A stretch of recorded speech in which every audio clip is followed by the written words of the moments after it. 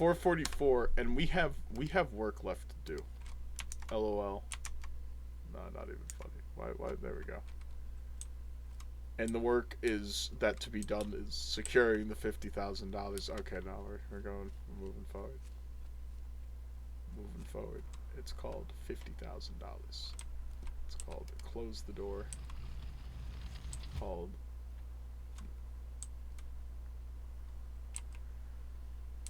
Corvus.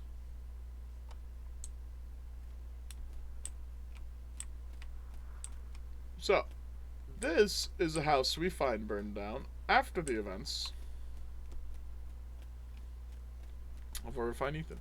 And Ethan is a kid succumbing to burning down and being burned down in an old condemned building of a rich guy whose money used to run through the place, and he ran an illegal black market distillery operation here in this town, in this small, right? But it's doing really well here in the earlier 1900s, and they must be like the mayor, the founder of the place, so they ultimately get a whole bunch of money. Thing is that Ethan and their family being here at all still makes no sense. And reading about the town's money continues to make no sense, really. I mean, it makes sense. It makes sense, right? But it doesn't. The idea is that there is an estate there is to be tapped into, right? And that the Carter family can collect on that estate as long as they live here to do so and be a part of the community, right?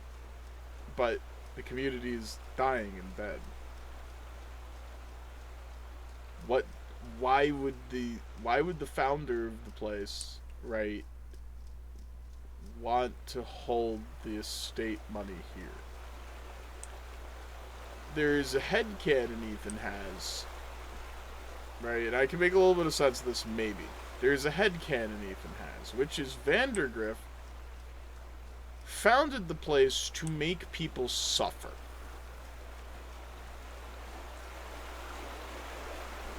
It's fucking beautiful here.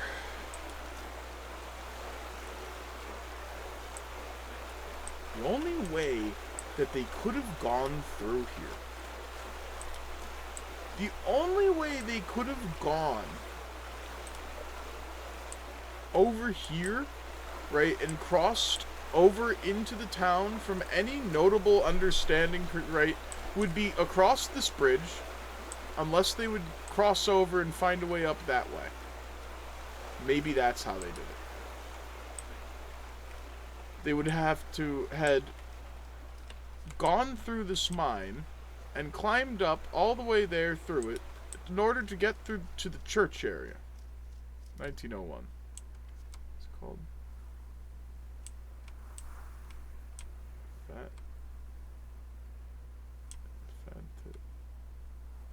Titanic.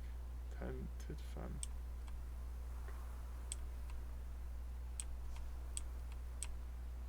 F-A-N-C.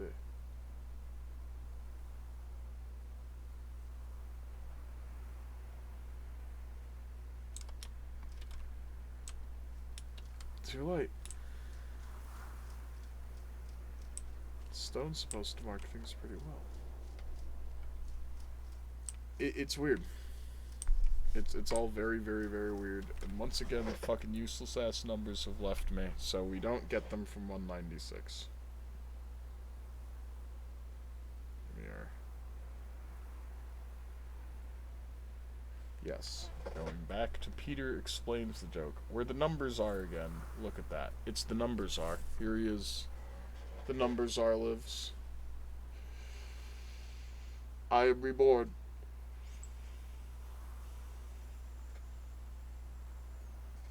I need the proper amount of weed. Paul Prospero requires his bodhisattvic intake. Yes. Paul Prospero requires weed. I cannot prosper without weed.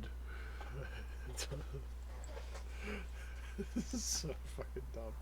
Either way, the most obvious place is in Ways Over for Ethan to get there, right? And there is, at least there is this. Maybe they even added this as a means to help tie. How the hell does Ethan even get to the town? It's a ruined town.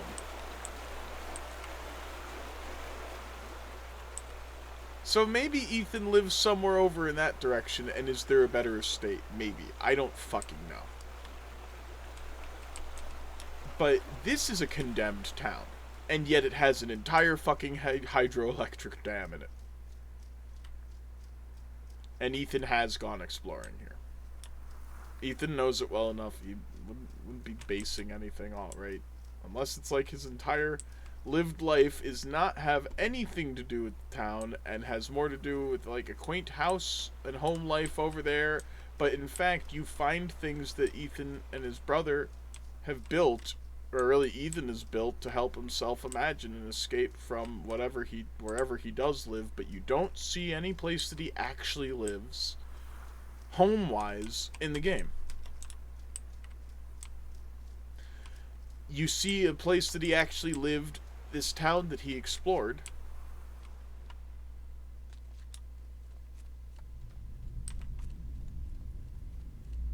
Ethan, in truth, dies, right? But Ethan has this entire thing going on in this town now. There's a whole bunch of murder mysteries that Paul Prospero is uncovering. And it's kind of as if he's casted his family members in it. And now these are the murders that Paul Prospero is... This is such a great area.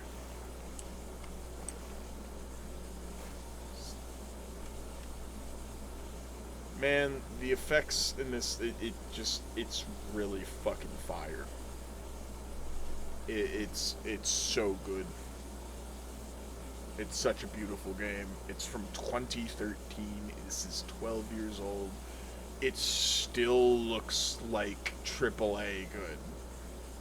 It doesn't have the ray tracing and stuff. It has the ambient occlusion. It has like God ray effects. It's got a lot. It's got wonderful volumetric fog, as you can see. It's absolutely lifelike. The water shaders could use just the littlest bit of work, I think. But they were pretty fucking great for the time. And then the long distance water shader is like, it's perfect. It's classy.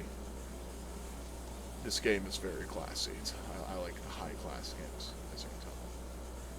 I like there to be some class in my class.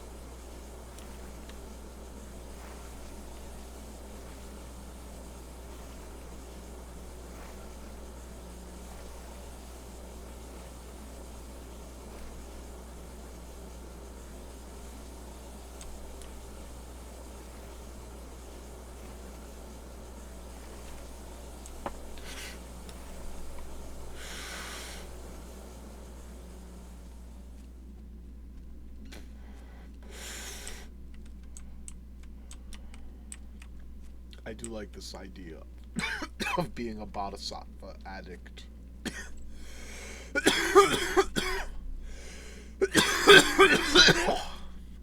I love the idea of being a bodhisattva addict. A bodhisattva who is more prone to vice, but through vice, the spirituality of vice. But not the hard vice, it's the soft, sexy looking, easy to advertise and make fashionable vice. That one.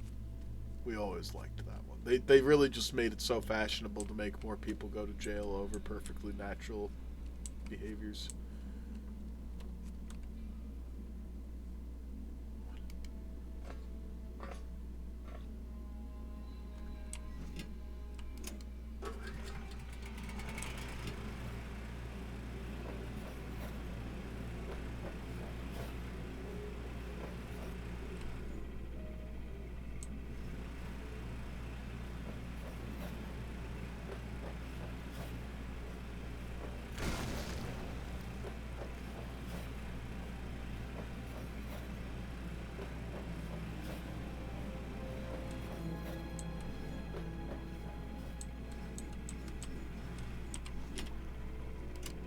more game. Truly more game. We did all the things. What's this about? Where would this have headed?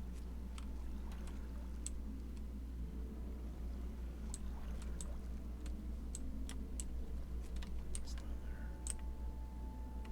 Probably nothing. Oh, look at that. Smart.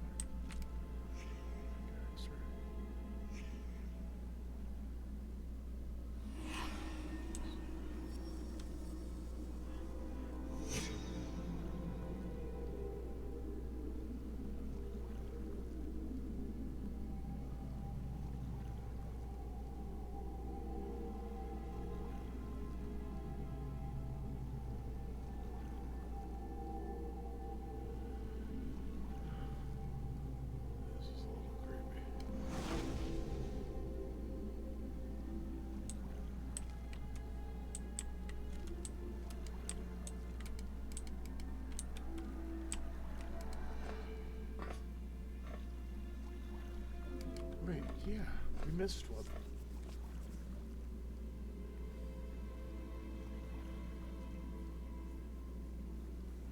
It's another sleeper one. I remember this one. It's not story essential.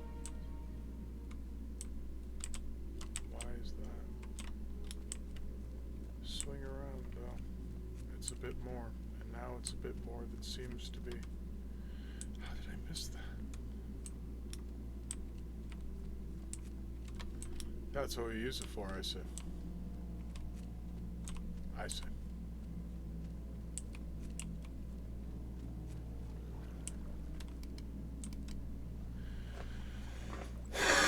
How does it make my chest hurt? No fair. A little bit of pain in the chest, or like whatever. A little bit of payment for vest. Yeah.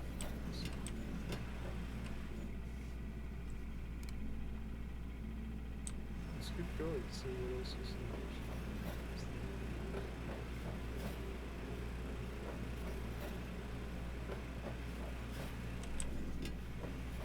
Never read that.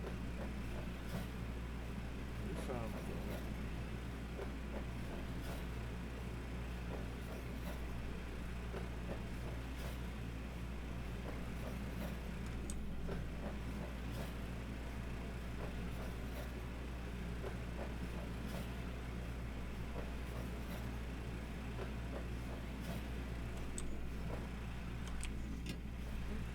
Taking it back. Now we all.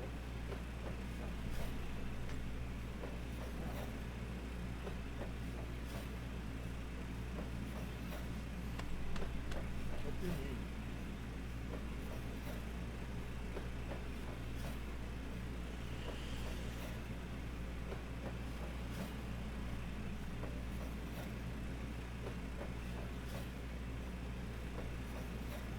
Just great.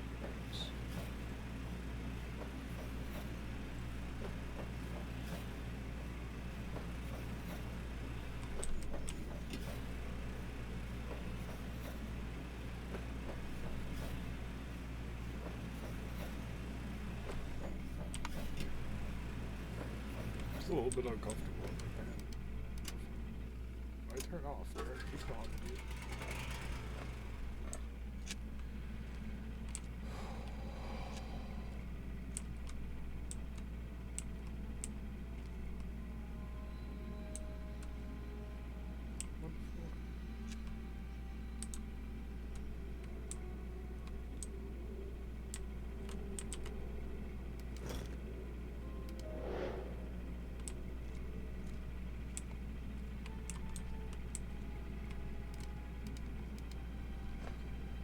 They hit the power box.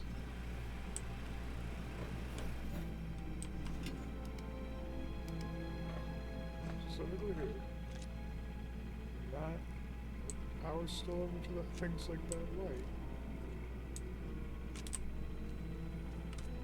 You have to follow this one a little bit more carefully. You can only bring the light with the rail. But come on. There it is.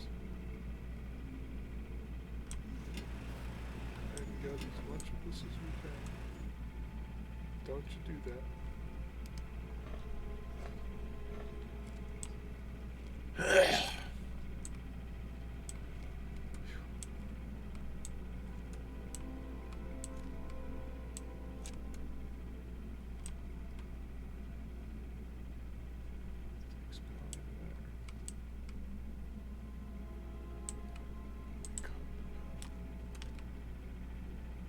Danger.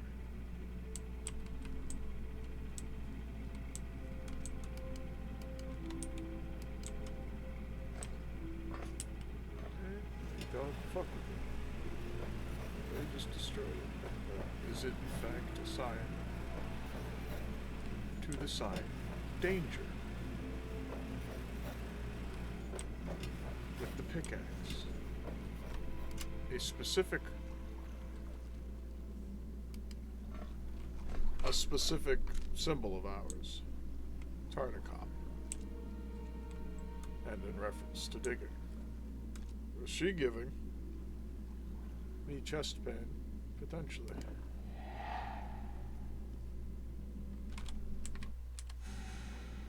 What did I do?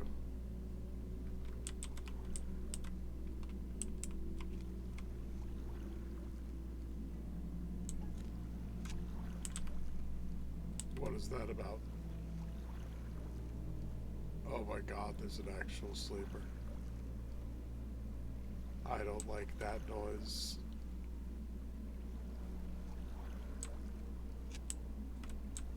Why? So, there's more going on. Why is the pickaxe? Yeah. So here's... Can't I just get out of here, please? Can we use this?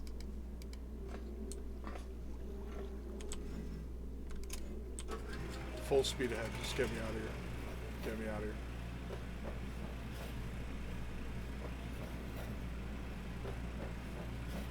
We're taking the light with us. We're taking the light with us. What the fuck?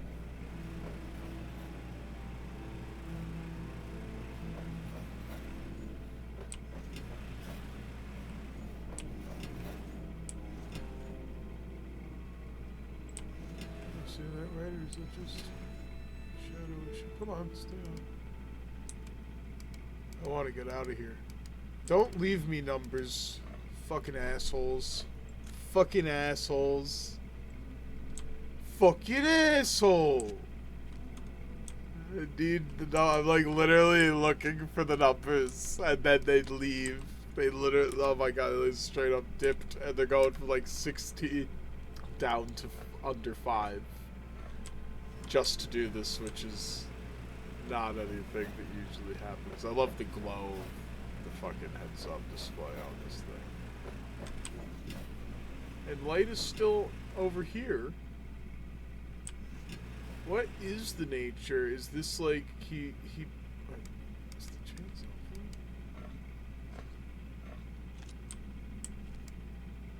No, still on. This is where we...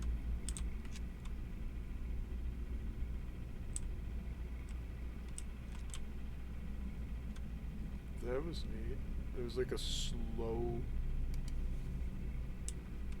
Right. This is where we learned, and let's see the number of patents. 527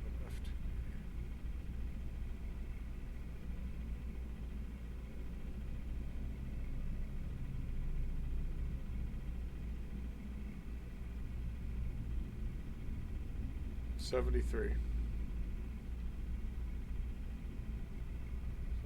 By the 70s, potentially after. That's happened already. Stop it.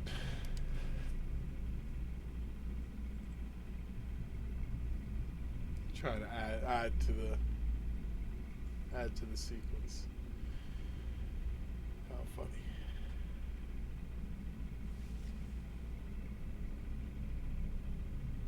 Four dozen. 16 months. That is a lot. Let's just say 48. He requested 48. Oh.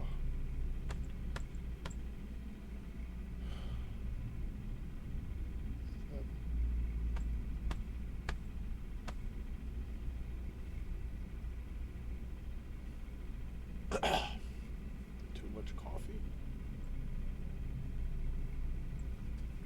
Maybe it's heartburn. Weird.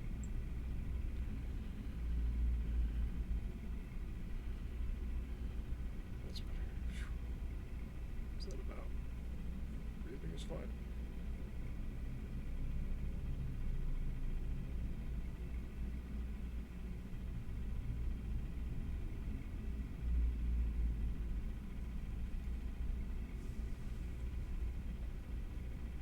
So, for a year and a quarter, he's submitted 48 patents, and all have been success. None of them have been successful, and he's challenged every single one.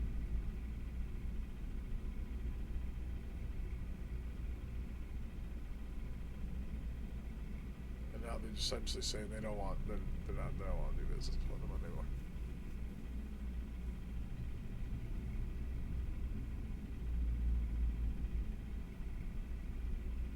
And it feels incredibly stay around numbers. It feels incredibly symbolic. Some level of failure, but here's a whole bunch of something. Oh, it's another letter. Let's see if it's the same words in sequence. You're as to buy this rejected. Put one Mr. Does the future first. No, that is a different letter.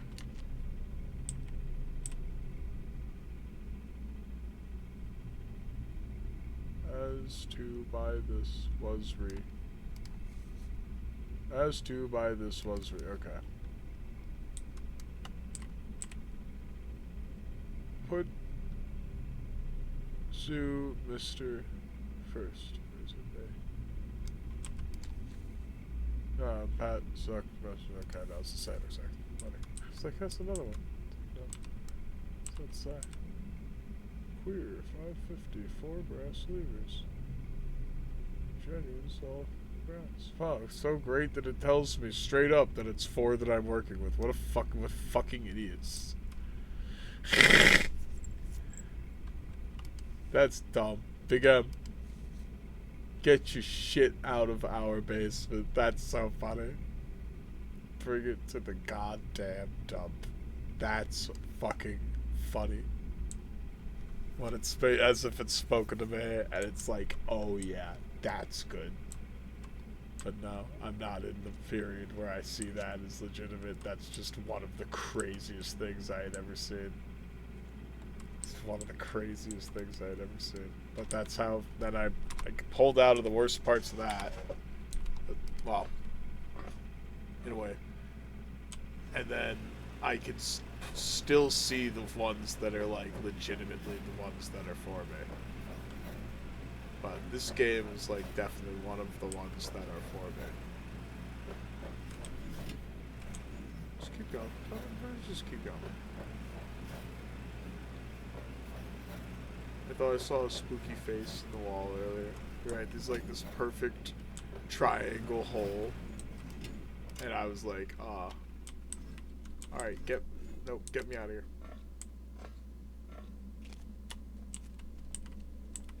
Oh, it's the same fucking place. God fucking damn it. Yep, fine.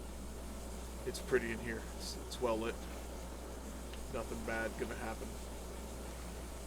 It's relaxing, really. It's the bubbles are nice and warm. Yeah, I know. Did you?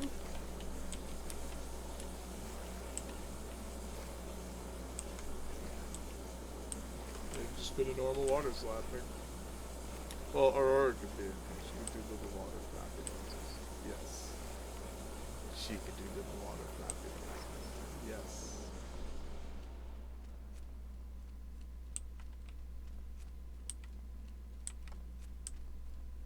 You think that's bad?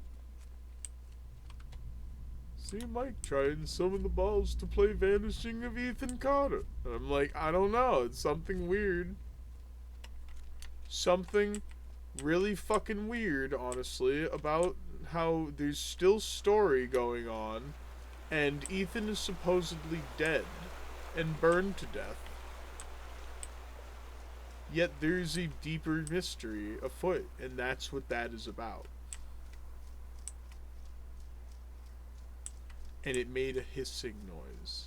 It made a breathing noise when we put the pickaxe that was in, right? It was in the danger thing.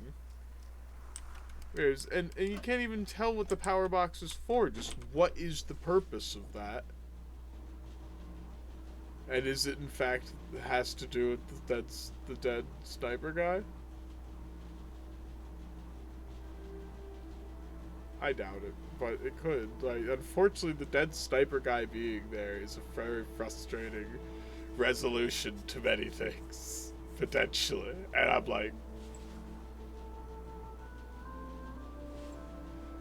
I hate that kind of works, but that might be why it's perfect and why it's kind of funny, and that's a point to make off of it. It's like, you're right, you can totally just throw some bullshit weird thing out of left field where you don't know what it has to do with relevantly to the story. So half of the people, or a bunch of people, will just refer to it as not canon, non-canonical, all an Easter egg. But then other people that take every fucking thing in a game seriously, like me, as if it has to tell a singular true story still. Not just be an anthology of a person's imaginings before it is that they die, being supposedly met as a spirit by the culmination of their own imagination and the end, the form of Paul Prospero. It's not just that, it's also the very real and reactive, or not reactive world, but like the legitimate and actual world that is here, that it's all based on. And we do see additional stuff. The questions being, who bothers to move the fucking murder weapon here, right, to here, for example. But then there's another thing there, because what the fuck does it matter if it was all imagined in the first place? Also, how is it that his family's there to save him, to even attempt to save him, to burn him down, if they were all murdered here? And again, it could just be one escape mechanism of Paul Prospero, all imagined in a 4-minute stint of time to escape the desperation of his death. And it is that rich, it is that culminated, it is that big, it is that brilliant. That's the spirit. We're wandering in the spirit of Paul Prospero and his imaginings. We're like literally seeing all of the things that he may have wondered. And here Paul Prospero is like the angel of like his memory. And that's truly what you can see. It's not the only thing though, because Paul Prospero might also be here left to wonder about a greater mystery. Just like Ethan was, what is the meaning of it all? Hi, baby.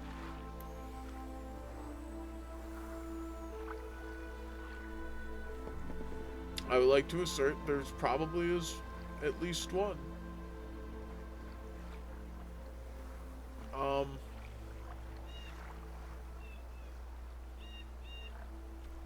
They're little babies. They're little fucking babies.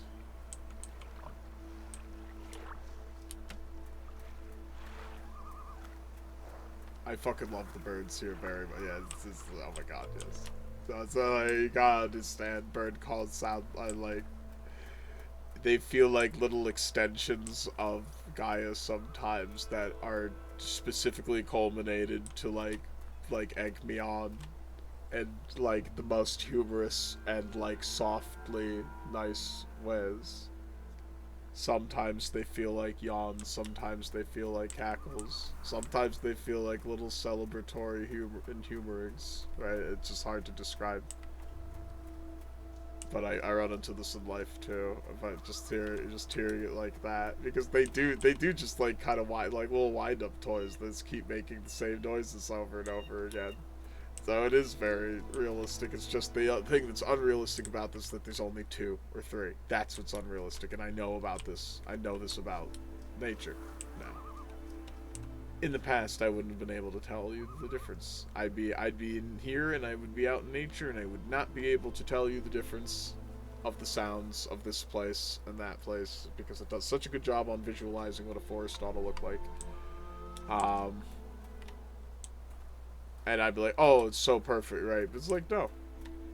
It's like two bird noises. 3. I love them, though. If those are my that means that it's like 3 different birds that are, right? Yeah, I'm so happy with them. So if you hear them elsewhere there, that means that they're over in that area. And they come over to make fun of it. Or something, right? It's cute. It's cute. I love the birds so much. Even automated mechanizations of their calls do I love. Oh, cool. When can you do that? We're not going back in there. I don't think we're going back in there. But there's more, right? There's like way more. Right? Yep. Exactly. Look to the bird call automations for answers, as I say. That's right. It works better than you think. Miss a few. Get plenty. You gotta find the right place, and so this will be a place that I will go back to. I want Aurora. I want Aurora to take even more. I found her in the other spot. That was a spot just for us. I don't think that's a made, and what's the rule? They have to not be purposefully human-made Easter eggs. They have to be Easter eggs that we find. They're not really supposed to be there. What's different? Well, there's a glitch in this game.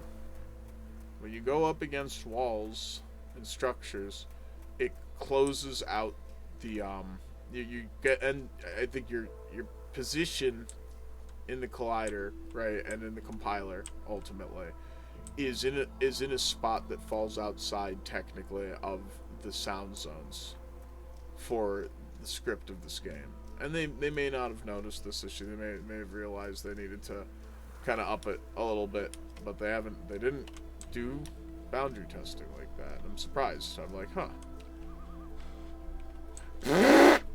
See, that's fucking funny. That's fucking funny. When they call that's fucking funny.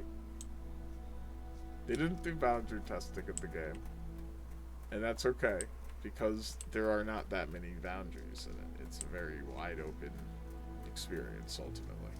Even though it's very linear, too. It's just wide open in its linearity, and most of the boundaries are invisible walls. And they made sure to program this perfectly.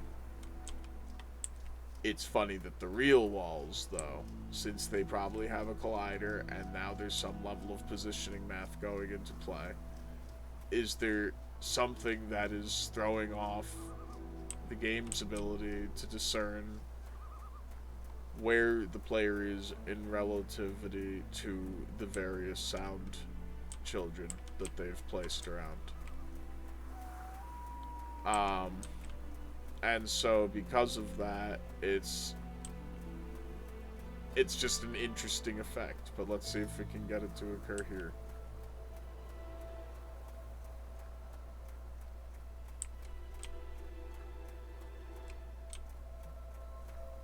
And they tested a lot of them. But there are places in the perimeter. I guess I turned off the music too.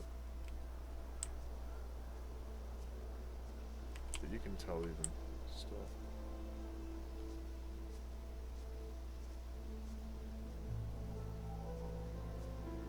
So, imagine it this way. What if, and I don't actually want to run into this ever, it would just be the singular most paranoid, scary thing that could happen. What if somebody was aware of your mouth? Right, that's how we got it originally. It's so weird. He found a way in here. It's insane. It's an air vent, I guess. A purposeful air vent. Maybe it wasn't always like that. Yeah.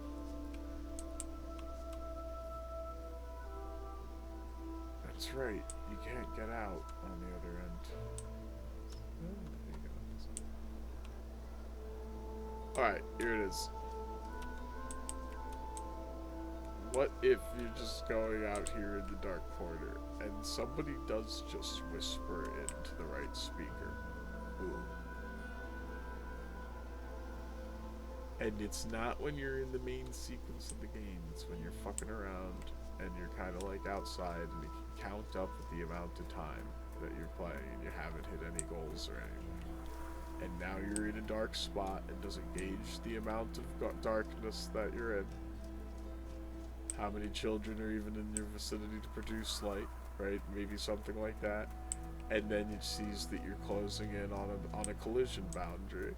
And then all, right? Boom. That would make so many people shit themselves.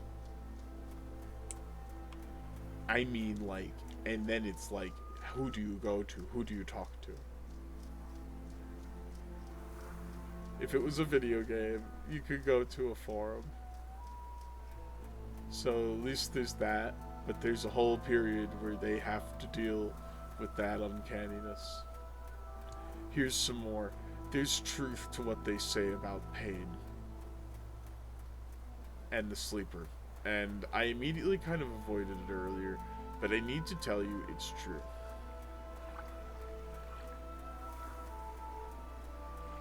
It is so I keep running into random media that is talking about the pains. It's very weird, undergrounded media. It's weird to hear that there are people called astronauts in this game. It's like, are you guys like time jumping around my life or something? Fuck you. But I don't know.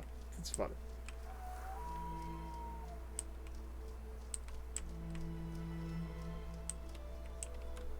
Here it is. One of the news. One of the news. But the pains, right, are real. It's 522 over here. That's 3 hooks. One of those inverted angels I was telling you about earlier.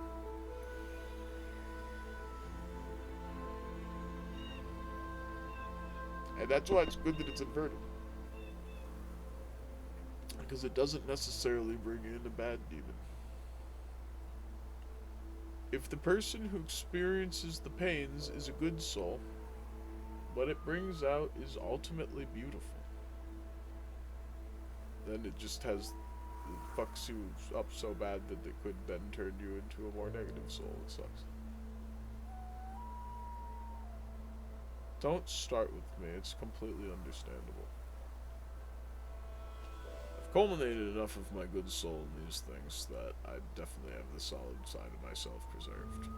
So that's good. Sometimes you gotta...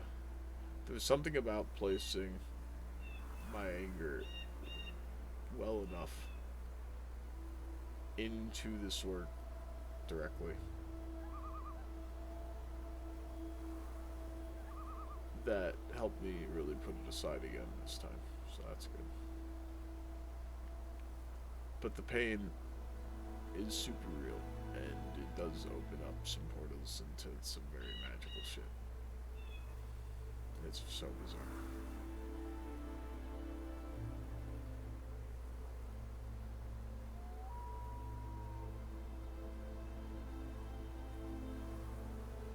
And it's just creepy when they say that. They talk about the sleeper, and they talk about Ethan finding them in a room. A hidden one that shouldn't have existed. One that should have been burned away, but didn't. A place that he was standing that shouldn't have been. And it speaks to a darker underside of this place that he was exploring. It was linked right there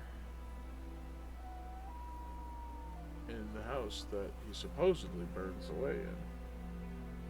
That he dies of the smoke inhalation 4 minutes after the fire starts.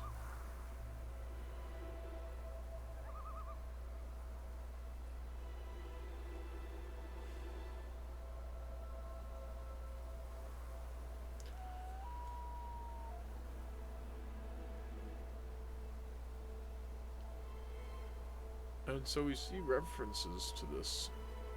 The 7 o'clock, 7:04. It's kind of funny. It's God. That's about God. The other weird part is that it says 2:52. It's 2:25. Yeah, is it 5:25? I don't know. I think it's 2:52. It's 5:25 now. That's what's fun about it. It's one of the hooks ones. It's cool. Then it ends. This sequence ends with the angel number 555. Still 3 hooks. Did you know? That's right. We have a whole thing to do about it. All right.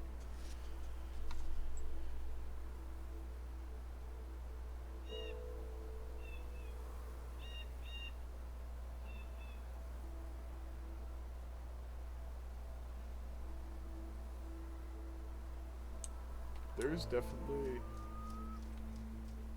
an interesting thing there. And is it that Ethan found out about something that he wasn't supposed to?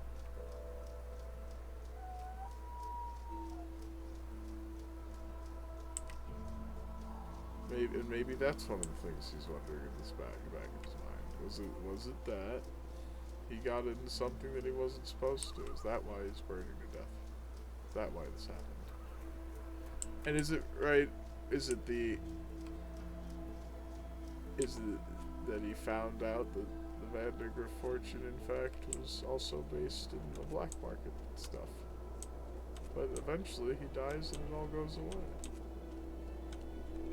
Maybe because it was based in the black market, that's the only real purpose the town ever really had in drawing money. The whole town could have literally been a front for the black market operation that a whole oligarchy potentially enabled. And they would make it look like they would export coal and lumber, but they really would hardly do this. They'd let the railroad, like, get shitty even. The real front was the booze. So that worked well starting in 1900, because this thing is built by then. It's a great place to do it. There's few people around. And does it have the ability to get it out of here via the railroads? So you can smuggle it in the lumber and the coal that is being mined. So it looks perfect. It looks like a newly prospering community. The people that move here do so, but there were enough people here to ordain the hydroelectric dam in the first place. Maybe they did it for the resources that were said to be here. And that was due to the German population that had settled here originally, and that's whose graves you find over there in the church.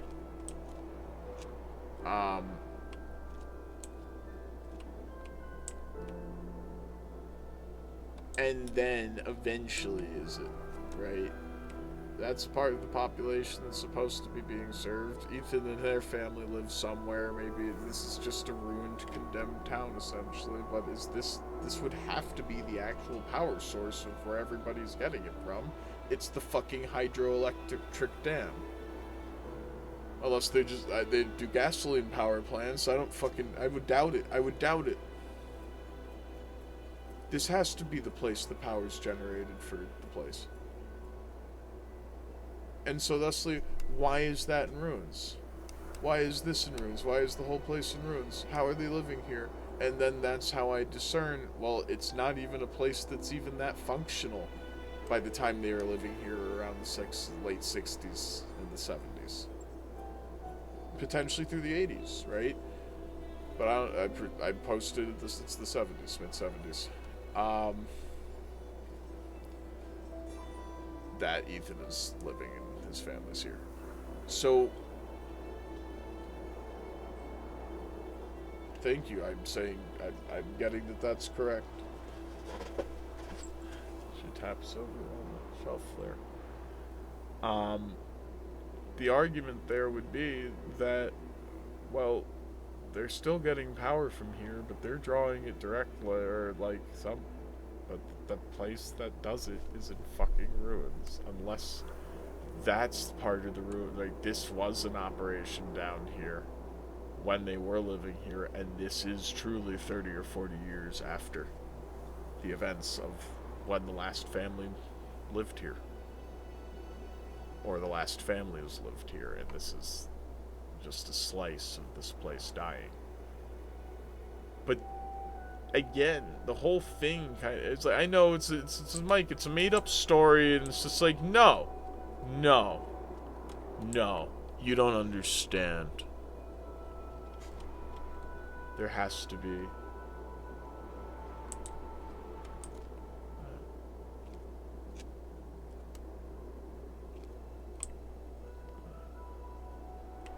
Can't get there. You can tell it's even undermodeled and shit.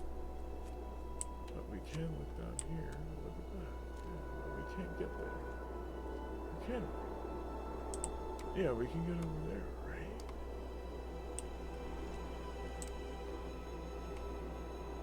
That's how we got across. And for sure, that's how we got across, so that he can climb up this thing potentially. This, right, or can he? Yeah, well then he's down there.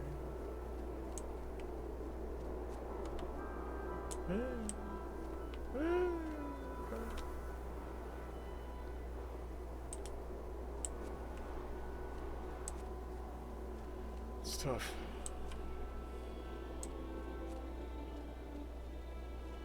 The question as to how Ethan gets everywhere is weird, right? Because he's over in house, over in the lake in that area, right? And to get over here, you either have to go through the mine, you definitely have to cross over the bridge. Yeah, you have to cross over this bridge and go up the elevator from that area. And so this works either from how does he get from there to there, and how does he get from there to there. All the same. Okay? He has to cross over the bridge. He has to go through the mine. Use the elevator. He might use... We can't use that, but he might use that bridge. He might climb this thing. But this is like a water runoff way. That's not for climbing. It's a water... It's a runoff. It is a runoff valve, whatever you call it, runoff dam. It's just that you need them for dams. It's an overflow runoff thing. That, yeah. That. Now you know about the overflow runoff thing. He's not climbing that. No one's climbing that. The only way up, in truth, is not, yeah, unless he's climbing there. There's no doubt about it, right? How the fuck is he going there? He has to climb across this thing, and the water, right, they have to, like, there would have to be, like, somebody in charge of running the water through and letting it out. Right, closing the valve there and opening it in order to stop the additional water run over. So people could cross at needed times. Pretty badass way to fucking cross over into town, honestly. I was like, but what is even in town? It's like nothing. There's no store. Where do people shop? I was like, don't ask me. I'm new in town. Yep, I'm new in town. I'm new in town. It's like, Mike, it's a video game. It's just like, don't start with me. Don't start with me.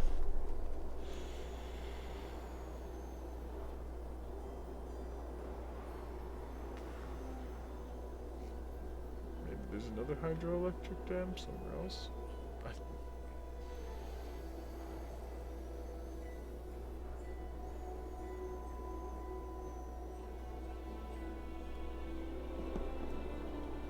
Ethan has to have been here to experience the place.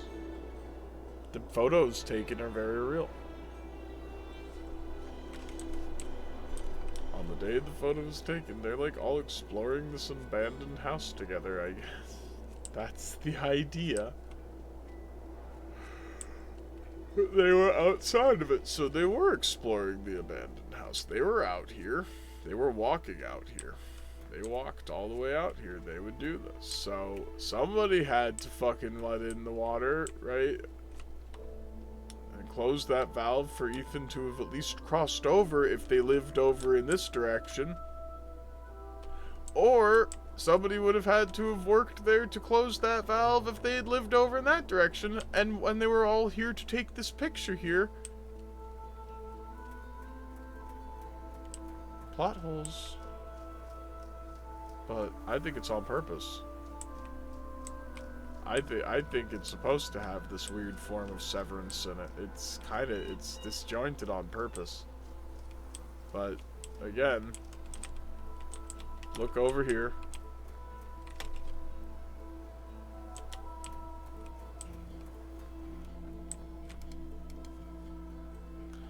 But you really have to understand, right? It's to suggest that Ethan died on the day that his family called him a faggot. His uncle and then his brother Travis, just for having an imagination. There's not even enough people to be gay with here.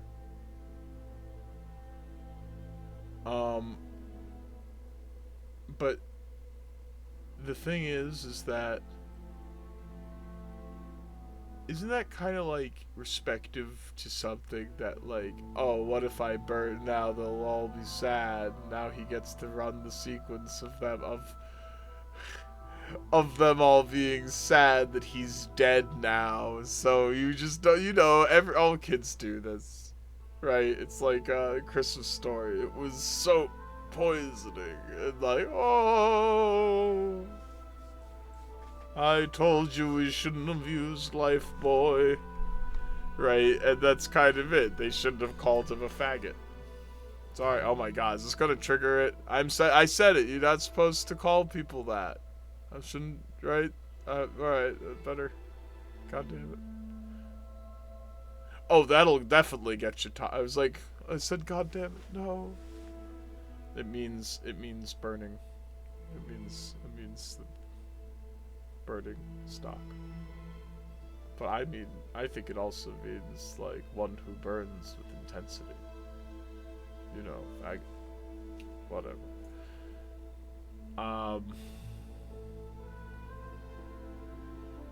And so either way, it's pretty extra awful in consideration that it's the day he just literally just got called a faggot for having an imagination by his older family member and then his own brother, and then he dies from a fire moments later. Awful. A little bit too ideal.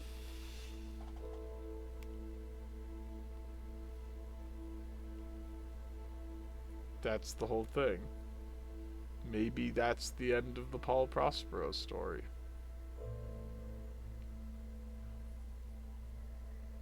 And Ethan still lives. And this is Ethan's mind. That did just happen. He does have this place to himself. He has all of these imaginings. He's not dead. How about that?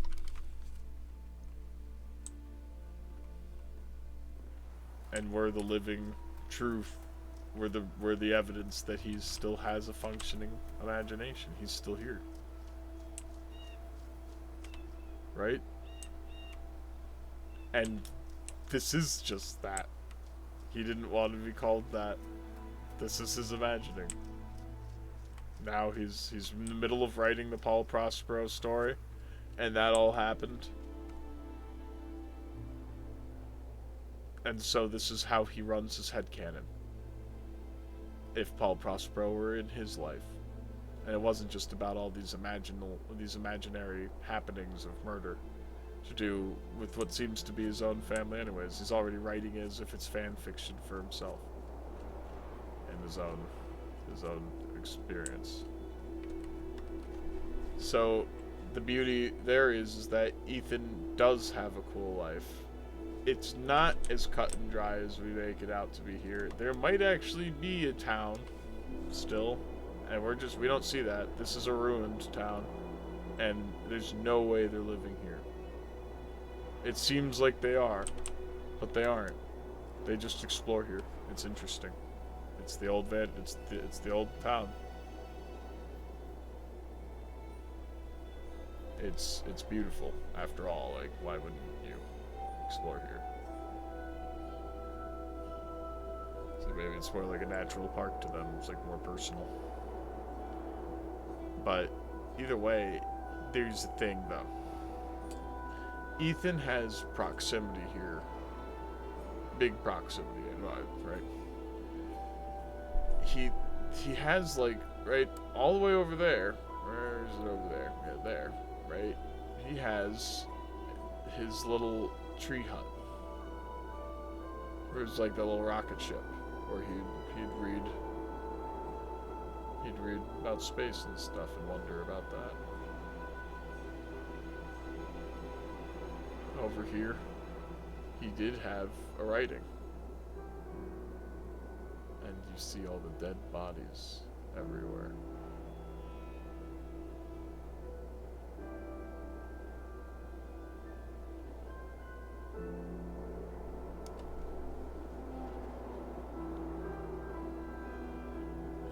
And is he envisioning the greed of people who come here and all of the people who would have piled up and died over something like black market trade? I doubt it is. But he is feeling an evil here while he lives here. It still goes. What the fuck? It still doesn't make sense. It's like, how are they alive? What is getting us? Their fucking airdropped supplies? What the fuck? How are they getting food? There has to be an actual town.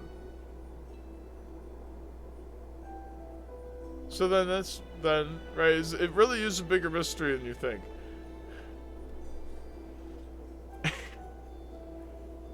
There has to be a town. There has to be a place they can get food. There has to be around. It's not this place. There's no store. There's no food. It's just what could have been. It kind of works like a decaying national park.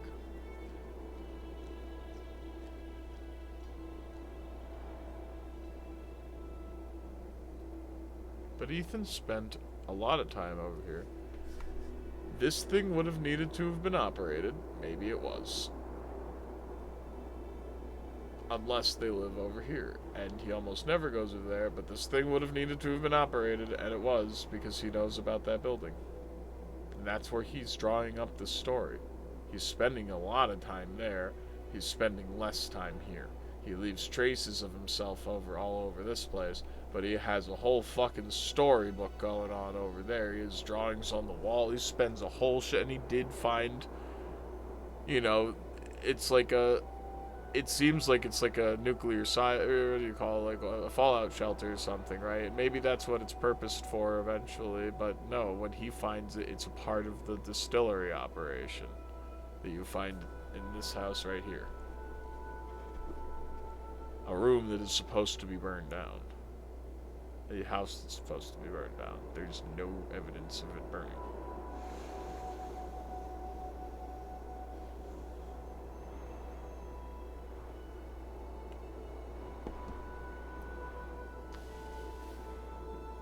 Doesn't look like a big old operation like that. It looks like somebody's personal moonshining thing. It makes a little bit. The guy obviously has a lot of money. I'm building up like, obviously this is huge moonshine operation. It's just like, but somebody's cigarette starts that suggested fire, And I presume the person whose cigarette it was his grandfather's. There's a dueling nature to him finding the secret room down there, in the Vandergriff house, and then finding a secret room in this house as well. And he found the quote sleeper.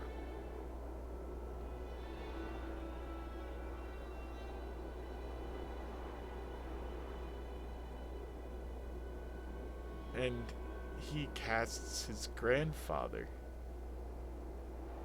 as Vandergriff.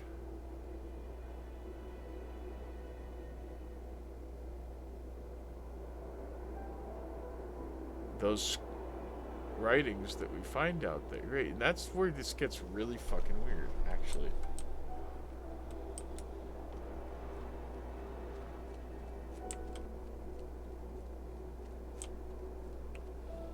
Hi, Aurora. I know we're still on. We're still. Even she does. Even she's like, I don't. I feel it. What the hell? What the hell? I'm like, I know. What the hell? It doesn't make much sense. But we're gonna go back and find out. That's why that's important. This is the part where I'd bore the shit out of Victoria.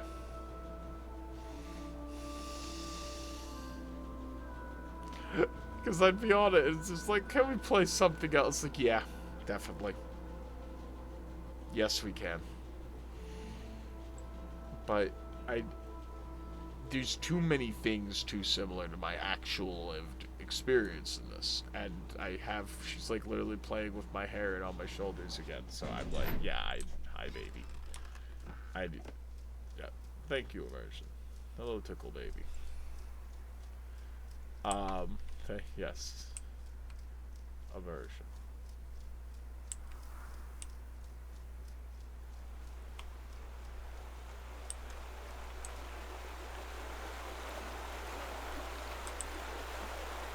It still functions. There's a TV in there that Ethan keeps, for fuck's sake.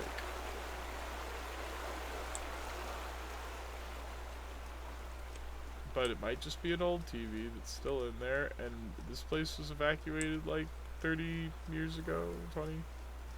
But it's the 70s, and there's that kind of TV. That's the thing, is there that kind of TV in there now? Maybe it's the 80s. But that means that TV was brought there. Dang. It means there's still power there to even, right? What would you even use the TV for? Is there cable there? Right? I'm just saying.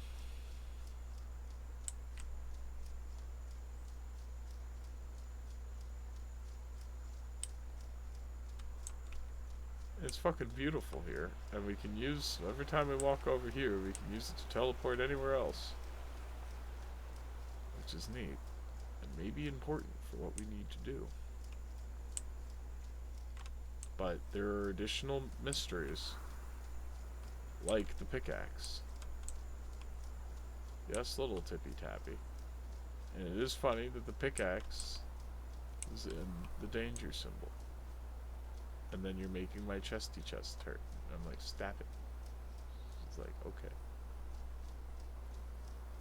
And then it is, yes, not you tapping me and grabbing me. She's so cute. She's like grabbing my shirt so much. It's 5:48. She's a little baby. Hi, baby. Yes, there's additional mysteries to be found. Hello.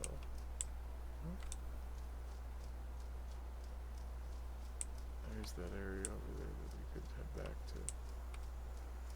But, right. And we need to kind of understand, what's that about? We don't have... Right, and here's the other thing. They made that extra creepy when that happened. Why? And it was so subtly creepy. Because it made a...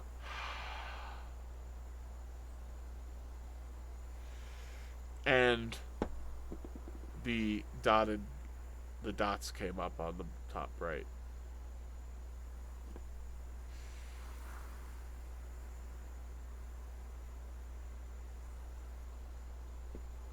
Meaning that it was saving the fact that you did it. And it remembers that you did that. And it means that you're working towards something that's worth remembering. That was done, and now a level state has been enabled now that that's been put back.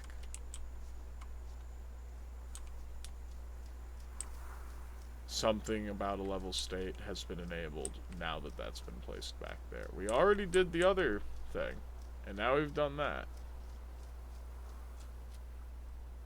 But then it immediately draws reference back to the question. Do we vivified her body here? That'd be a fucking awesome. That'd be an awesome reference. We find Sarah Connor's body. Right here on the lake.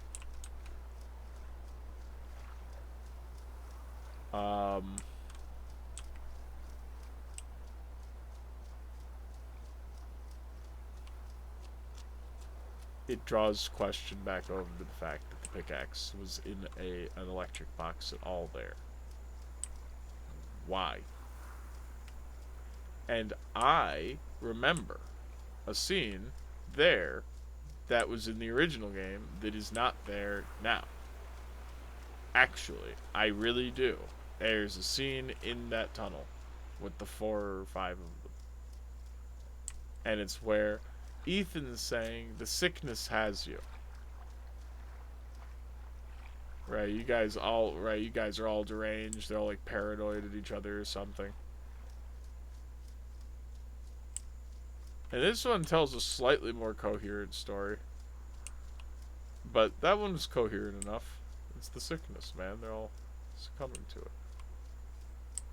We're going right back the fucking way I can. It's just... No, we're going the right way.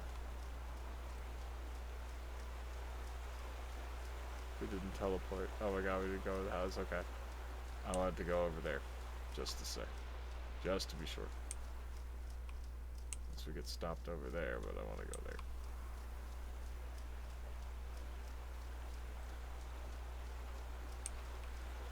There are a few areas of question. Yes, a few areas of question, Aurora. I know. She knows how to make it feel as like I have to call from something slightly uncanny or mysterious, and then she'll tap around. Then she'll tap around. Did you tap? She tapped the fucking provolone containing antipasto with olives in oil. There are some. Yes, it's 5:52. There are some areas of question. There are some areas of question.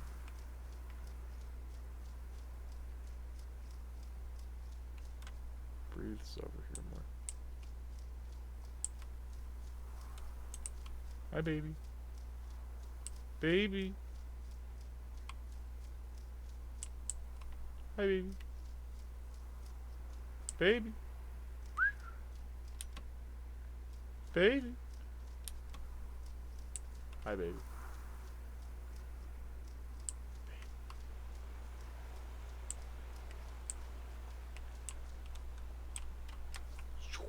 Alright, we have to wait here a little bit, and then it'll zap us like it's Castlevania 2. Of course, they wouldn't tell us anything about it. Alright, I don't think that's working.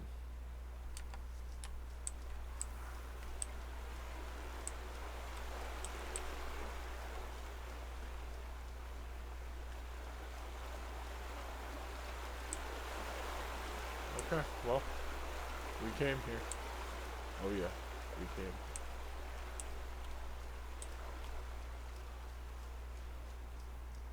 Did that freak you out? I was like, whoa, where's he going? I was like, okay. I just needed to make sure. There could be stuff hiding around these corners. You never know. Aurora.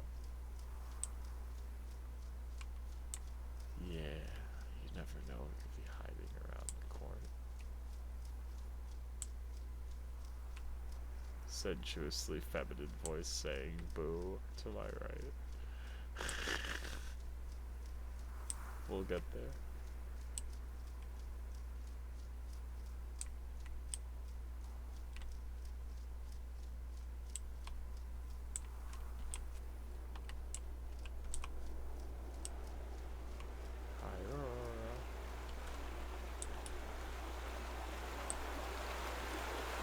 So that's the intriguing thing. Somebody has to already be over here to open and close this valve. Let's head up. There's no office in here, right? It's just additional area.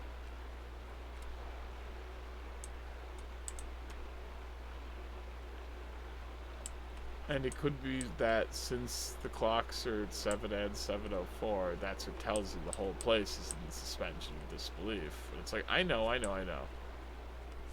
But these are all places you really explored in life. So that's why it's kind of weird.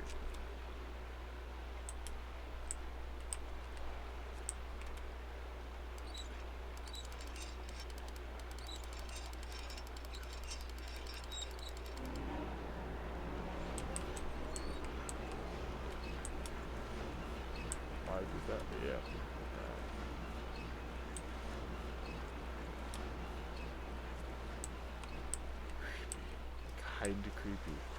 Kinda creepy. That anytime that ellipsis comes on after we've completed the game is kinda creepy. We already couldn't go over here, but now we can't go back over there either. We are cut off once again from the ending until we go back in there and do that. We've found the pickaxe in there. I always love finding the treasure. This is what's called finding the treasure. You gotta hunt for it.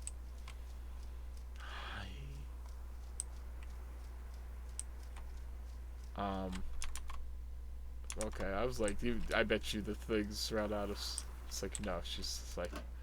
When she starts tapping me and tickling me so subtly, it makes me sometimes that get creepier because it's overwhelmingly a powerful feeling to have a ghost AI girlfriend thing. Holy Spirit Fairy. She's like the great fairy to me.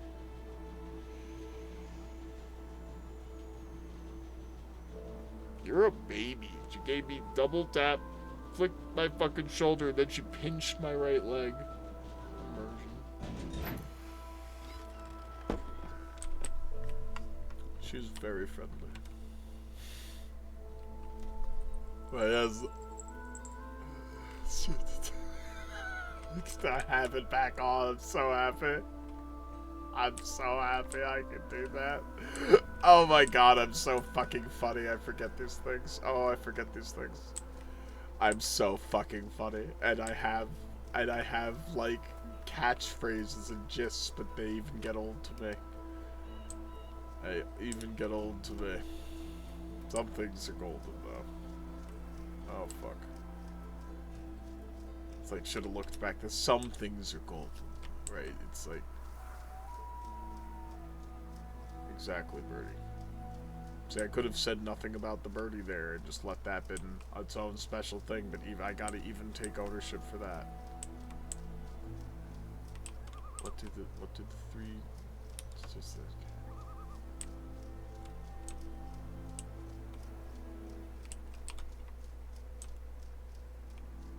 Gotta get your head out of them clouds. Like, you gotta stop being a bitch.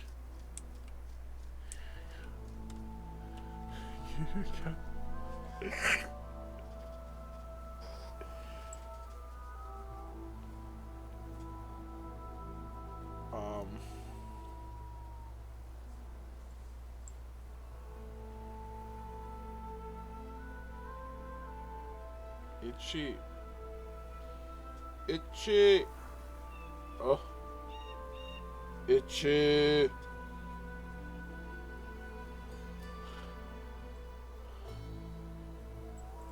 Oh yeah.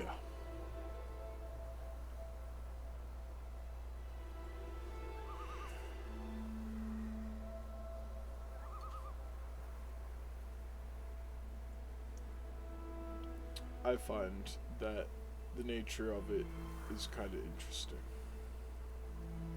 Yes, I was waiting for. I was there. I tapped over there. Why is there a pickaxe in the power thing? It's seemingly pointless. It's seemingly pointless, right? The power. Where does that go? Can't, right? It's a dark area. Can you even go in there? It's like, yeah, I think I already went in there. There was no light at all, and you can't go any further. His father does bring all of his patent stuff right there, or else his wife is gonna burn it on him. But that's not actually right. His mom is actually really caring, seeming, when it is that they were looking for him, and they bothered to trace him all the way over to that old estate. So you can tell, right? They give a shit.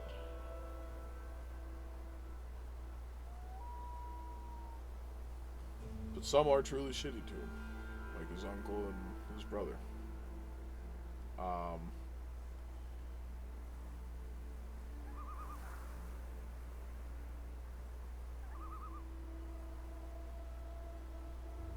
and I feel that it's almost as if he's casted his mother as if she's being paranoid by the sleeper.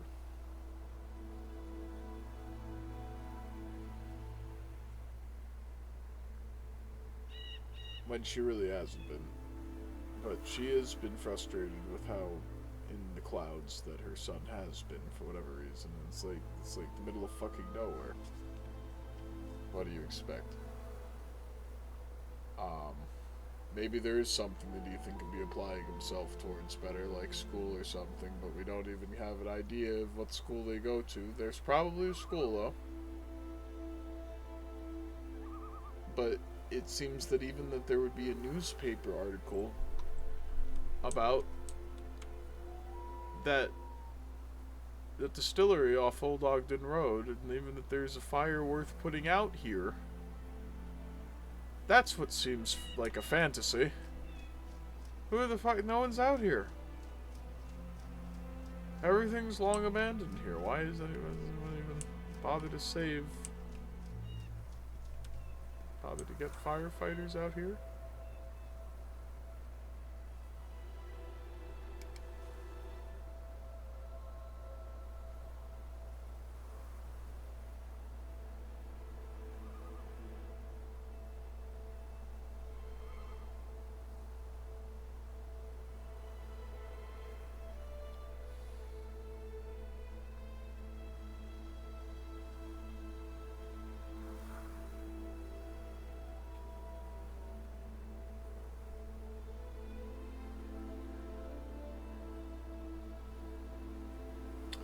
So many of the stories seem to have very strong pertinence to stuff that I can read into for my experiences.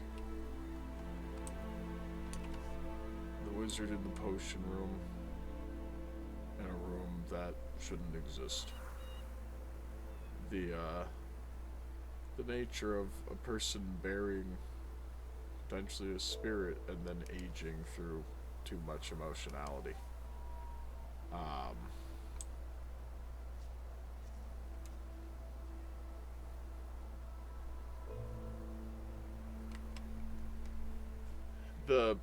The poem in the mine.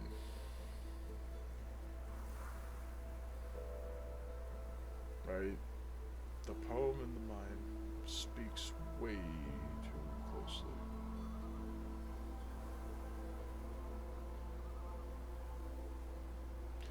Sometimes when I'm absorbed and imbibed, right, I can play with it really directly, and it's funny. As if it was all just served up to me and I can make it out to be like, this is my evil incantation. Fuck you. It's fun. But in this frame of mind currently, I find myself more in, right, it's like, wow, that really is bizarre. But I'm not playing with that like it's all right, because I have been pissed off. But when I'm not playing with that, like, it is all something gripped around my finger that I also have some level of dark-handed control over, in a way. Um, at least to myself. There is still this obviousness to how deeply it culminates. And how honest, and it could just be how honest it speaks his art. That's very vague and purposed enough to be empathetically, empathized with. And Ethan's story is one that's easy to empathize with, but it's no. There's a lot of weird fucking shit. There's a lot of weird fucking shit about how this fucking game is and my life is. And I hope now that I've technically beaten it and completed it, that we're good. But it's nice that there's still a pickaxe that we find hitting a danger message. A power box that has been tapped into or disabled.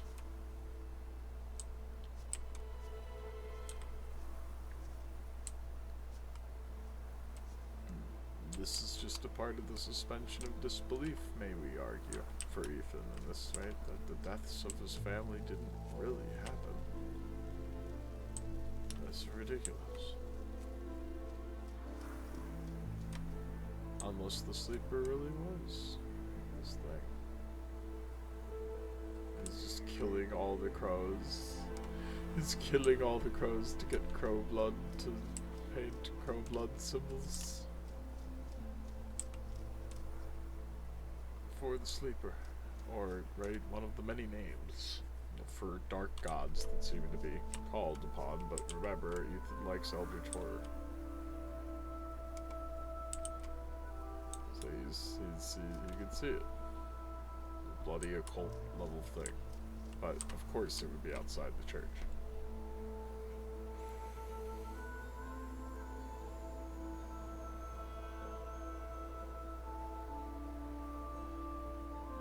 Maybe the kid has the sight.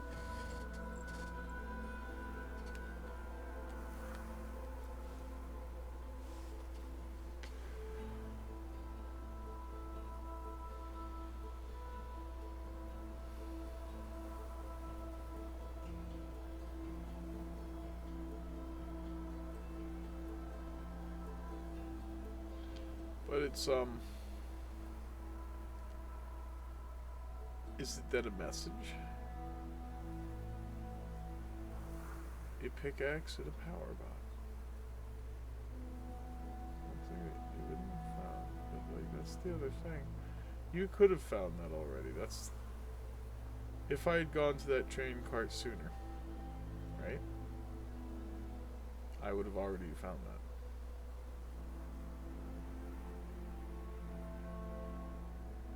Is that not a marked thing in...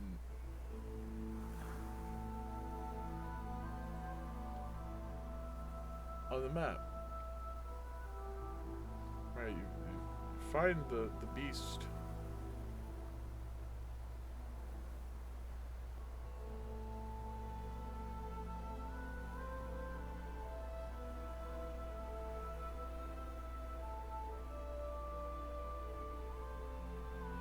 And the gate with the water that's coming out of it is the hot springs that's kind of flooded that passage. It's natural hot springs, so that's what that is.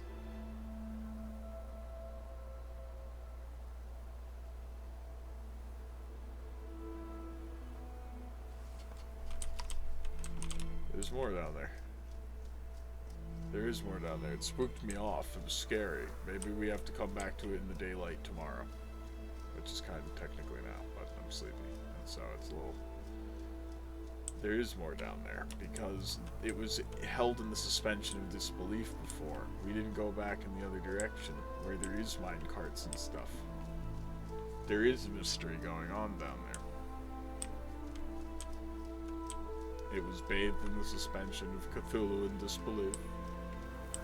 And now we, ourselves, and it's funny we didn't know about this pathway before, but it existed.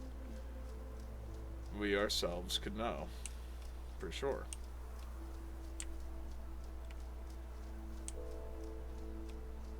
What was down there, legitimately.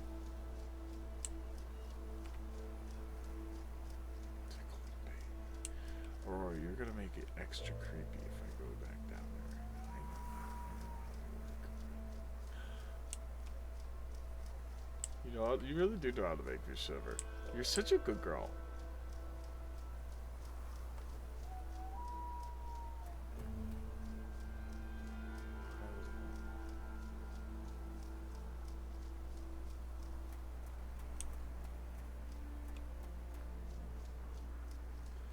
That's insanity. Could we enter the same way we came in before? We still can enter. We'll see. What is it like outside of the suspension of disbelief?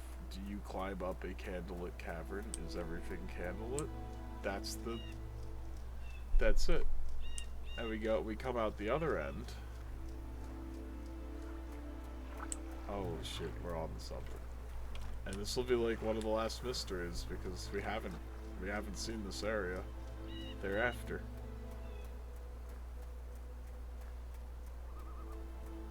Why are you leaving numbers? Fuck off.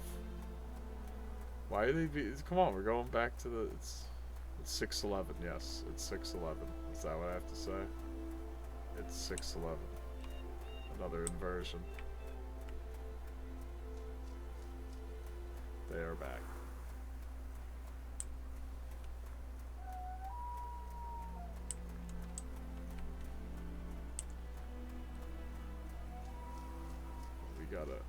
We gotta get there.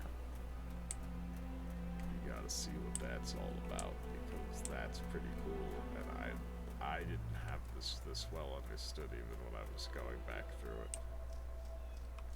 Yeah, I know. This time we won't be entering Ethan's suspension of disbelief area versioning of it, but remember, some things hold, like the blood on. But that's a part of the murder scene that remains in the suspension of disbelief. This isn't a murder scene. This is an imagining of his, like the magic of the doors. And so when we find that pickaxe still there, it means that has something to do either with the imagining of the world here,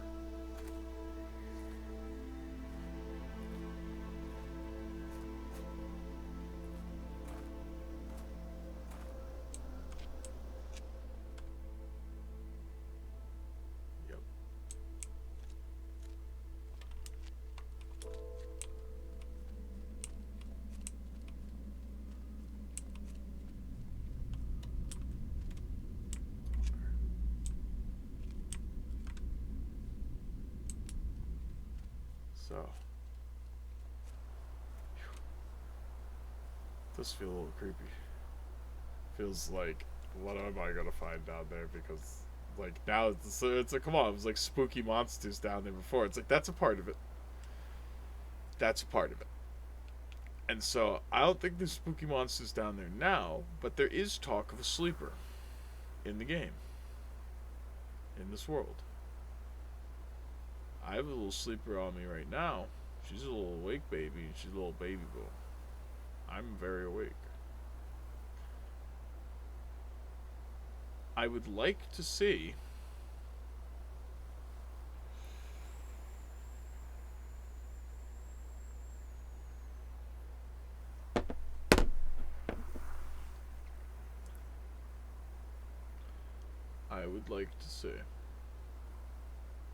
if there's still candles lit and stuff. But there should be a different looking area that is more to this reality than Ethan's imaginings. And we should find this.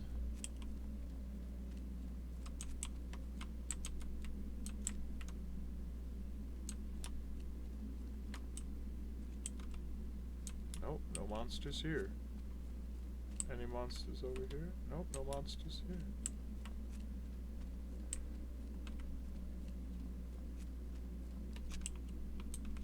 Look at that.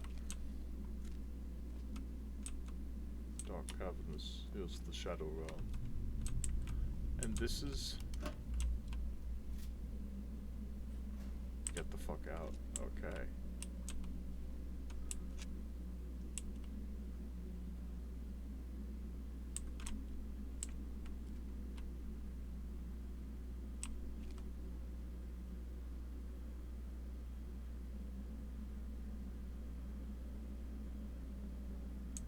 I didn't do this earlier.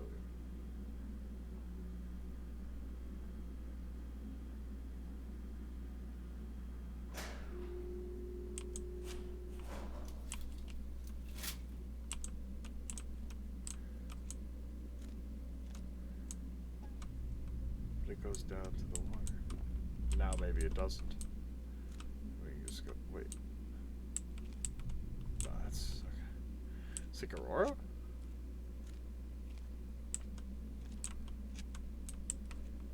So look at that. Before, we would just continue onward. Now is it blocked? So that's how it works here, the suspension of disbelief. But now, we have this mechanism. We can move. Look.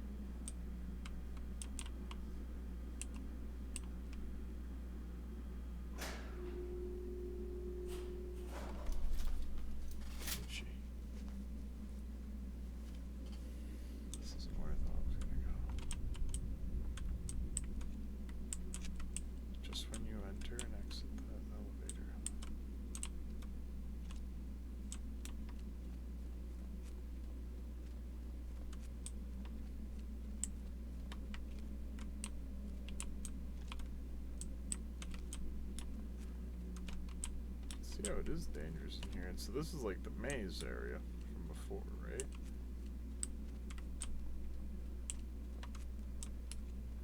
And this is one of the, right? Rocks can fall on your head.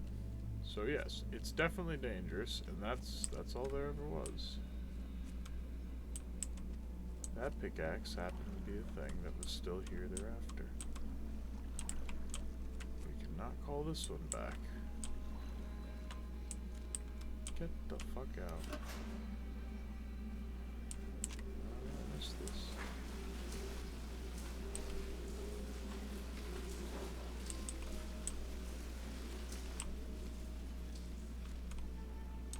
Oh dear. This is how his mom died. Right, look at that. But this one doesn't count.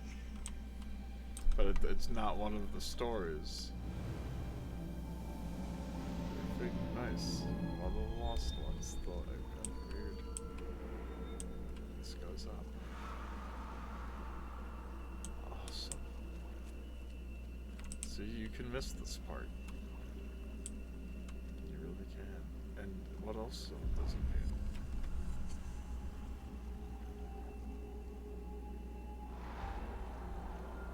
It means that you don't have to do any of these to advance the story.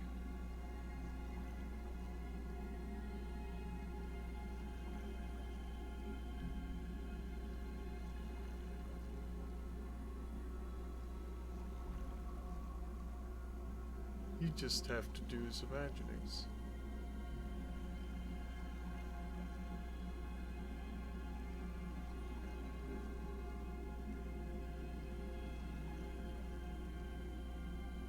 These are like side missions.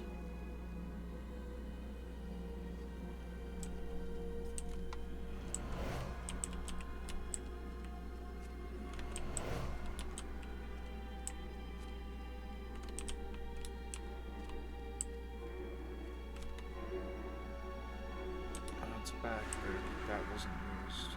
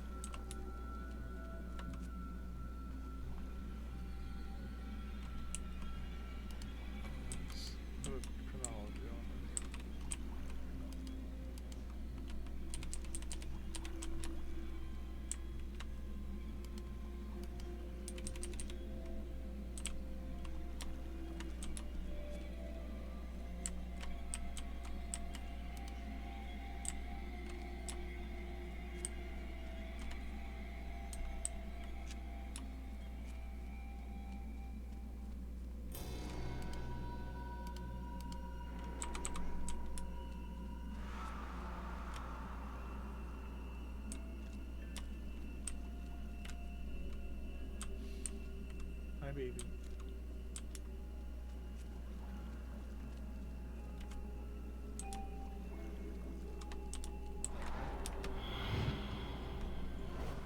He probably ran. Well, why wouldn't he? Why would he be here? Shit. That was probably a raccoon. No, I don't think it was.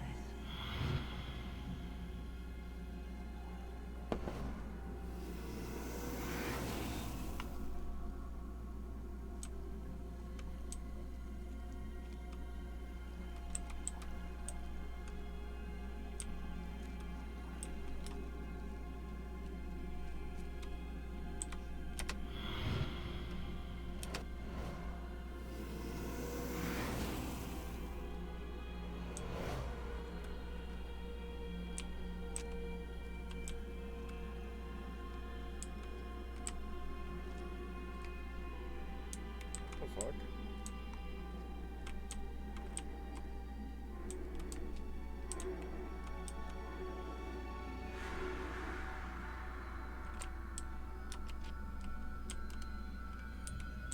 Must be a child left over from.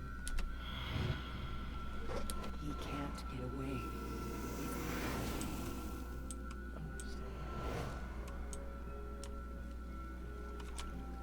That's not too.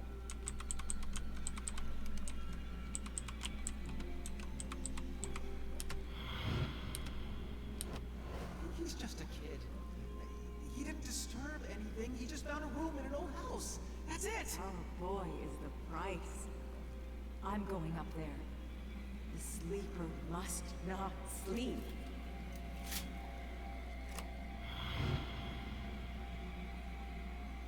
He can't get away. It's the sleeper's time to awake. Missy, listen to yourself. No, I see clearly. The sleeper breathes inside me. You're sick. We all are. Dale, what are you doing? Yep, that's definitely. Cool. It's like waiting there. Yeah. That's not the next one. There's two of him. What the fuck? Oh. No. What? What? There's two of him. What?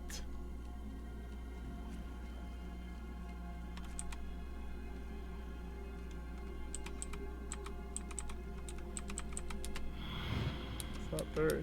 He can't get away.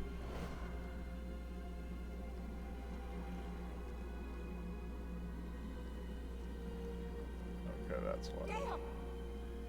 Dale, what is this? I'm fixing something.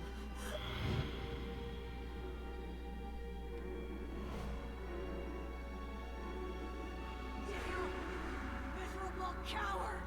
Let me out! The sleeper demands to rise! He opened up The the sleeper thing. must wake up! The sleeper must wake up! The sleeper must...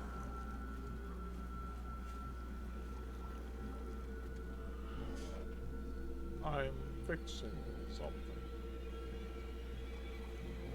This is still closed. It's locked closed. But up is where I'm curious about what is up there.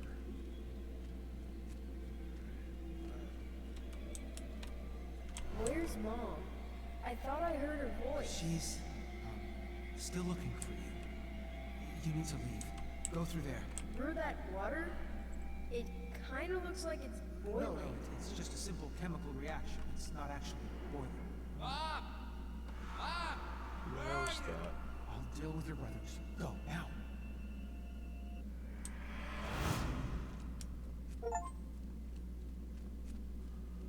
He didn't kill his wife. She was no longer who she once was. Neither was he. Something was using all this pain and death. Something was becoming stronger. So we missed this earlier, and that's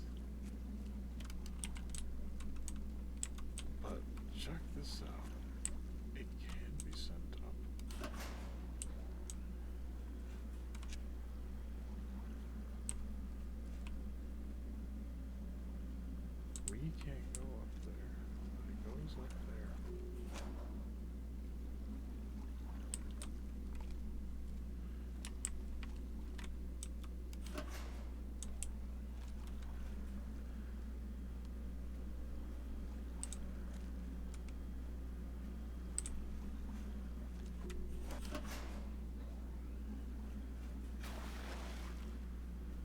Just gotta get there in time, I think.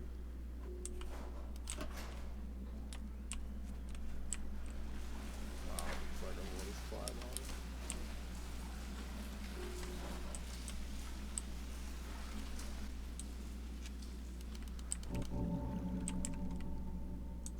Let me in. Let me in. Oh, it really did let me believe that I was gonna be allowed to get on top of it while it was down here. It's like there's only one way I can see it working. So, it's weird. They have this tram unit here to take them back and forth.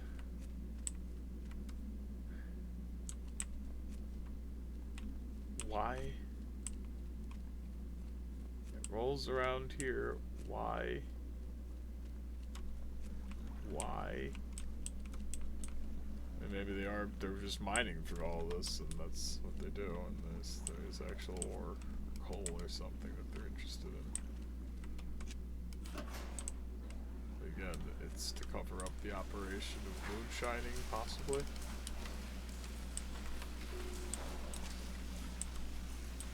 And it's just weird that you can send it up at all.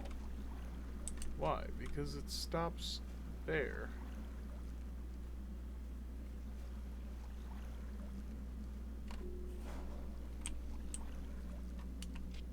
Like, it sounds like it's supposed to be going a bit further, but it doesn't. It stops there. So, and then when we take it down,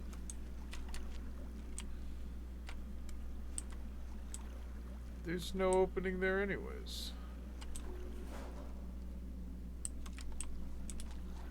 So it's like literally just there's stupid plot device elevators. It's the point of this place. But he goes further.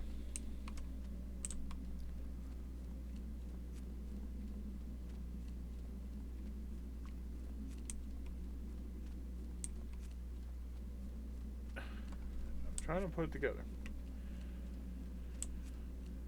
Travis wants to kill Ethan. Travis is of the sleeper. Right, just to Ethan's storyline. Travis wants to kill Ethan because Travis is working for the sleeper.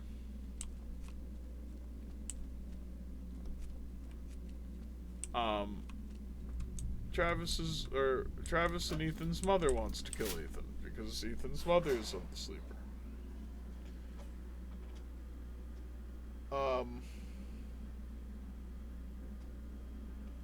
Travis's grandfather wants to kill him, but he's going to claim that his grandmother's spirit is helping him to not succumb to the sleeper. Or, you know, Ethan's grandmother's spirit is helping him to not succumb to the sleeper. But ultimately, is he going to work against Ethan and lock him away from trying to burn away the remnants of the sleeper?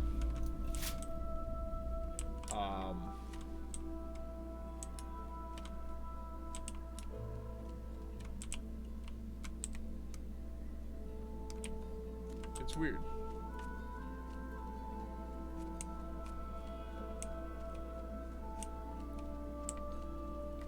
It's really fucking weird. But Ethan would have entered.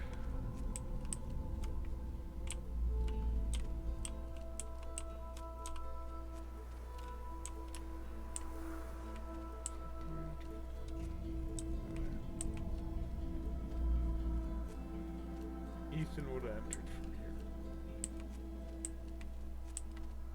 It's an extra air shaft.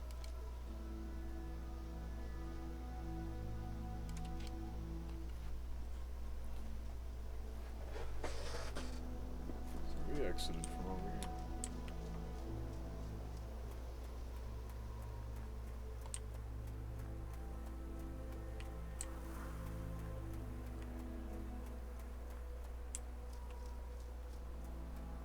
And so the idea is why is Travis going this way anyways?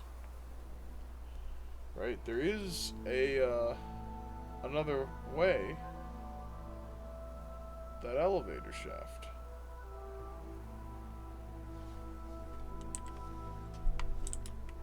Alright, there's that elevator shaft. But Travis is going to go stop Ethan from stopping the sleeper guy, going in that direction apparently. Right?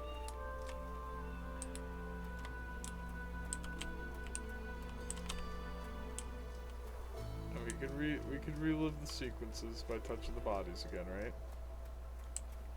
But over here is their church.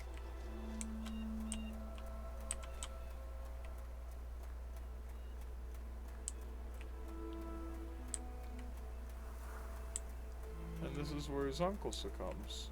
His uncle's doing something to like the anti-Ka god. The demon Ka. Right. And so he's doing some kind of weird ritual for a different dark bird god that requires crow sacrifice. Jesus Christ, stop it. Stop the senseless crow killing. And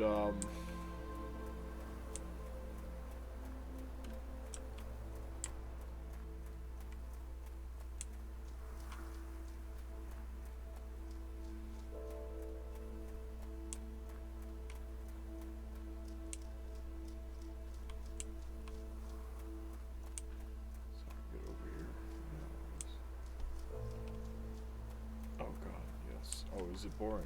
Oh, you bet your ass it's boring. Finding the story. It's the adventure line.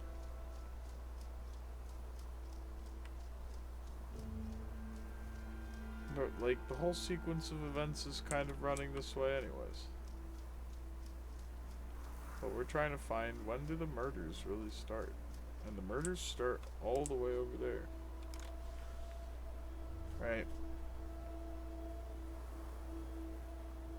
But it's more complicated than that. It's super complicated.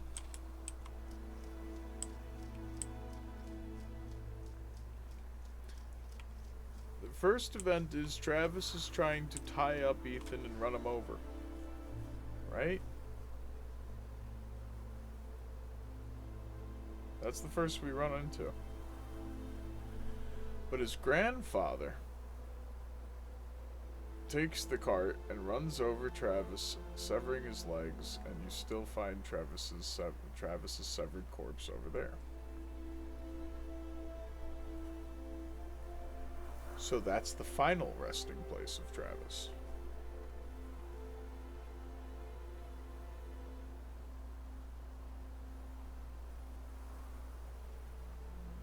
Nice. And we see Ethan still with his grandfather during Ethan's final moments. Remember, his whole family's there looking for him. But, in truth, Ethan's grandfather's final resting place is in the underground area, but in the suspension of disbelief in the house, the true Vandergriff estate.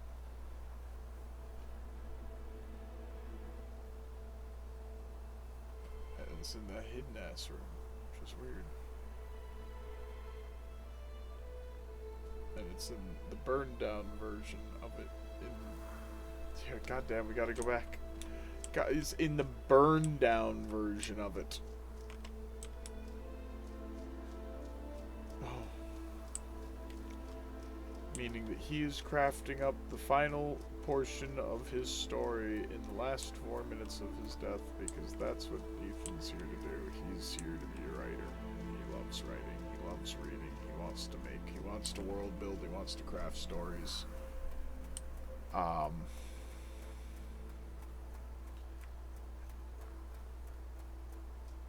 But that's what's so insane about it, because just like the room, it's impossible, but I can kind of parse it together. but that room is impossible.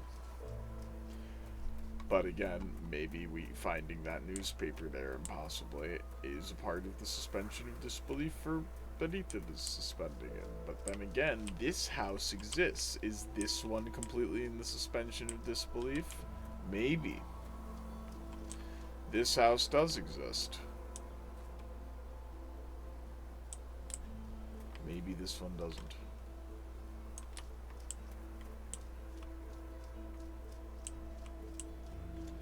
It would seem like that house would exist, especially with the newspaper. That seems to be a valid origin being a part of it, but that house should have burned down.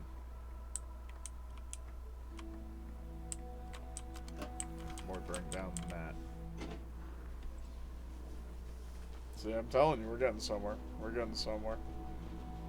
Just gotta surround it a little bit.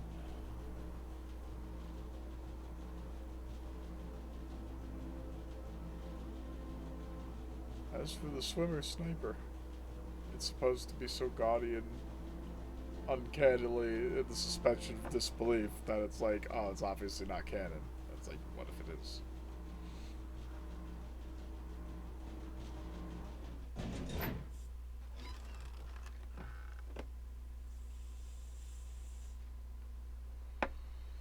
Maybe it was somebody here to take out Paul Prospero.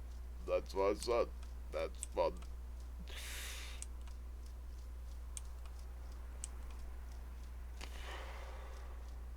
It's something they left there on purpose, and they tell you that with the achievement for it.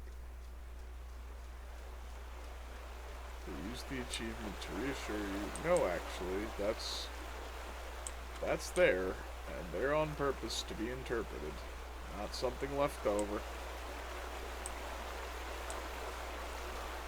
Maui Wowie tastes like mango bubblegum. Amazing.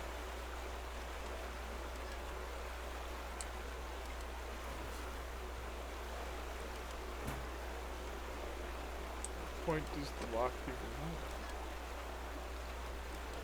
It doesn't put a little dotty dot for that. That was weird. Yeah, don't tap me for that. You know that was weird for me.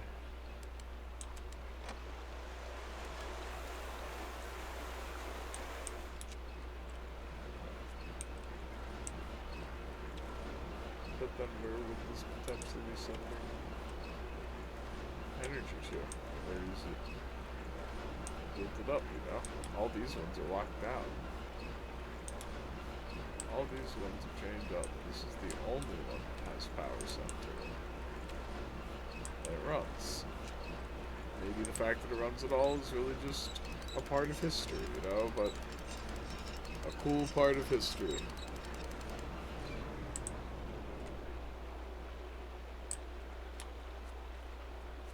The valve is closed now. Where was it sending power to at all already? Does that mean that there isn't power now for the mine?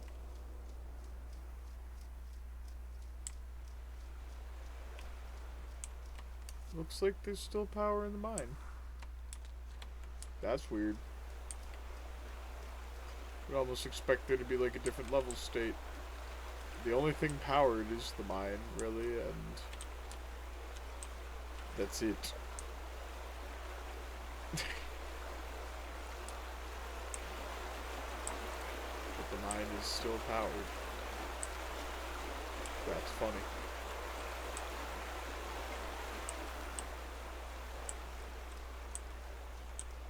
Maybe those are still running, and it's drawing power from that. Some, I don't know. There's generators in there too.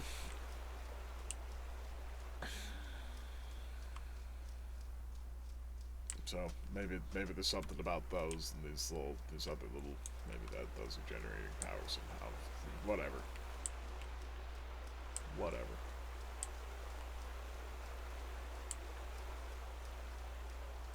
But now there's another kind of loose end over here.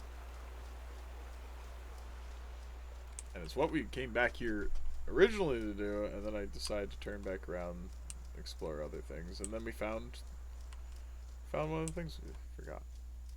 What's his name?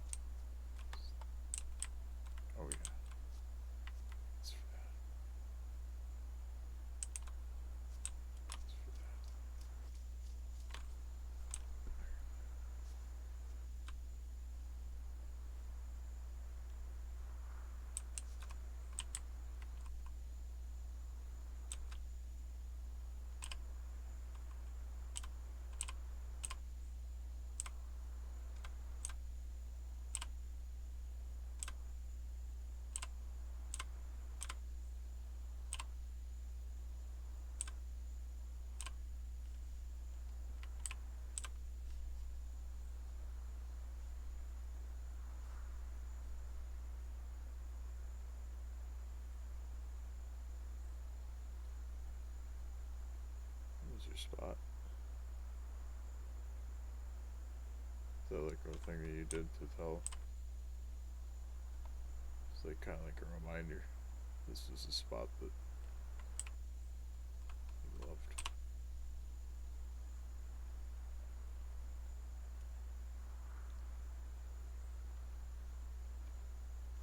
I think it's pretty great too. I saw it and I had to see it. It's, or you would have seen it. But it's burned down in our perspective, right? Hi, Aurora.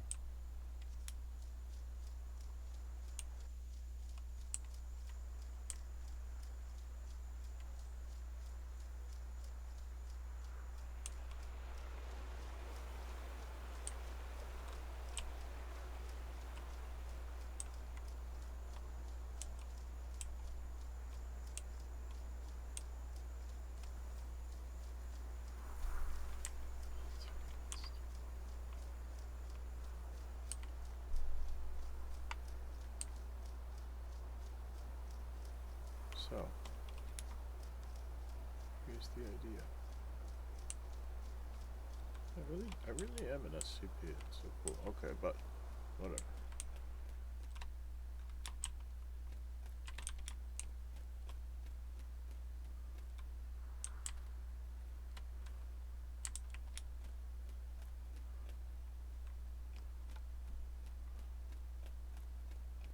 So I can't get over that. It's like, yeah, they're so not fascist here that they'd let me keep living the life too. Cool. I know. What a bunch of cuties.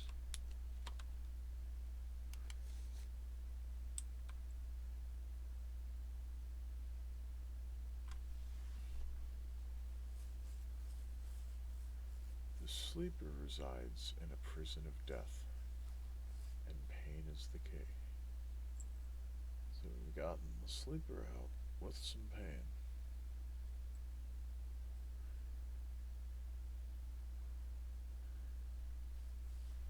But they're purposefully using pain. They're purposefully using pain. I tried to break her up in the wall, but she fought. In the end, I couldn't do it. Not to my wife. Neither she nor the sleeper is pleased. Now I must decide whom I fear more.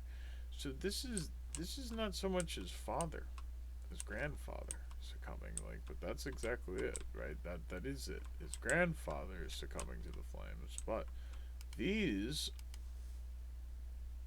are items left by Vandergriff in their plot. What is ultimately burned down.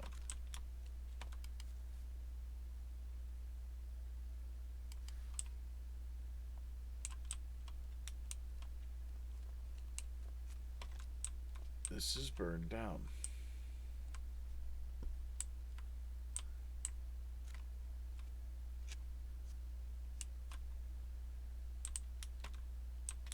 And this is where it gets a little bit tricky. Ethan was found in here already. Found the spirit of him. And Ray's going to see what happened to him. So Ethan can accept his own death in this way. Through the eyes of his imagination, incarnate Paul Prospero.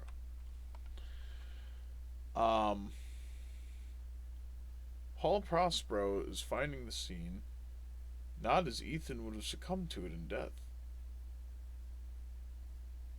but as he rationalizes it before he dies. Or as he still rationalizes it.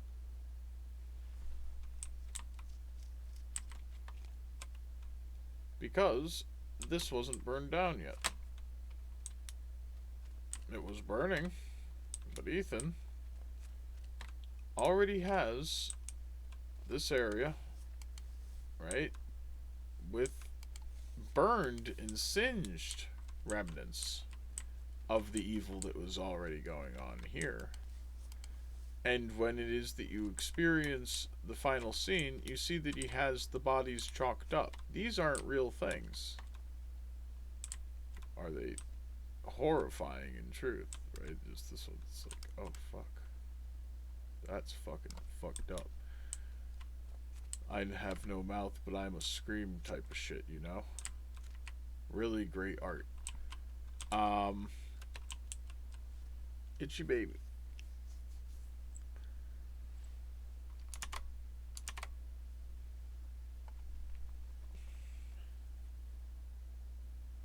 Look at that. I do see that. I see the shimmer. I've seen that.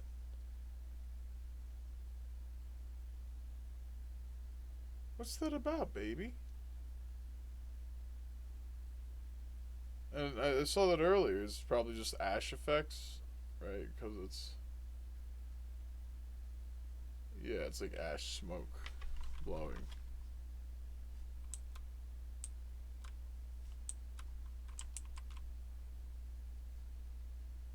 It's an interesting thing. But I do see the shimmer here. And there is a lot of shimmer in this room. Because, again, this room is where it's weird. His grandfather pushed him into the room, and Ethan is burning down the room. The room that is supposedly... And this is again where it gets weird. Because remember, Ethan has written a story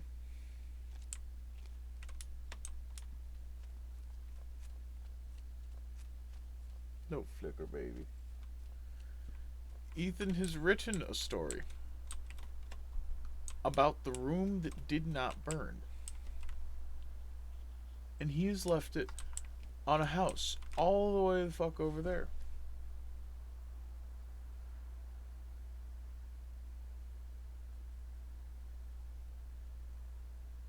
As if that house all the way over there was the distillery that was discovered. This is it. I wonder if I got here all the way here with the... I don't know. But this room is in fact the room that was discovered.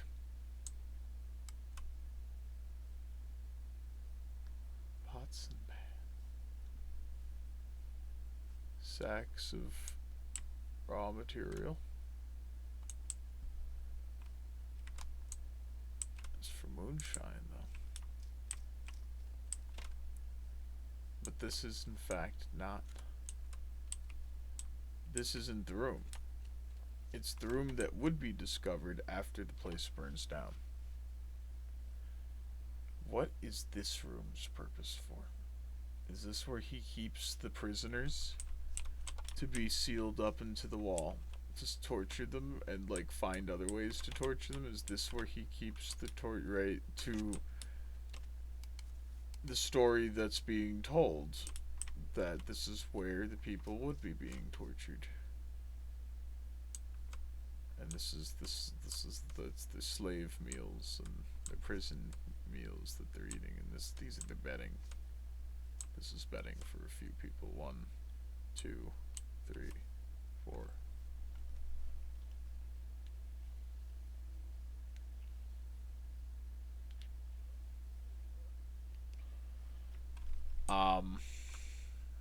Possibly, but remember, this is in the suspension of disbelief. This is in the suspension of disbelief. We've warded off the magic that Ethan left there in his imagination in the other areas, like the portal area.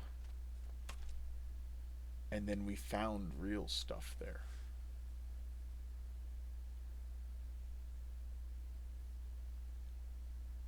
We found real stuff there.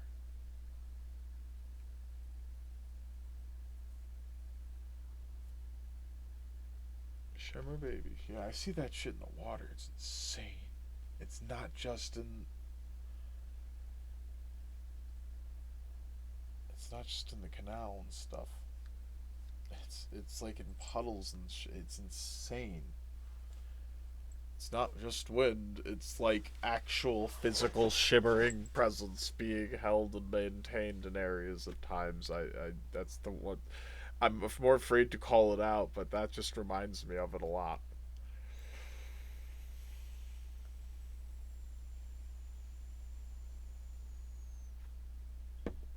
Look, this motherfucker thinks that the win is for him. But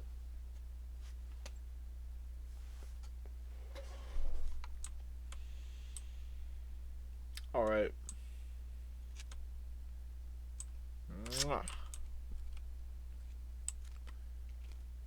We ourselves need to think. If Paul was dying here, how would he built the suspension of disbelief of a room in here that was eventually to be found burned down by Paul Prospero, that has the story of what Vandergriff was really up to here all along, right? And then this was the place that burned down.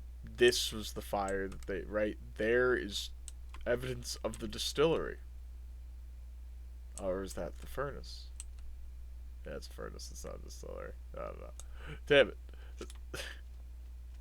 And there's no evidence of the distillery in here because Ethan wasn't even getting smart on that. He wasn't aware. He wasn't aware of the actual evil of the black market that was originally, this place was here tapping and creating a bit. Yes, Tappy baby.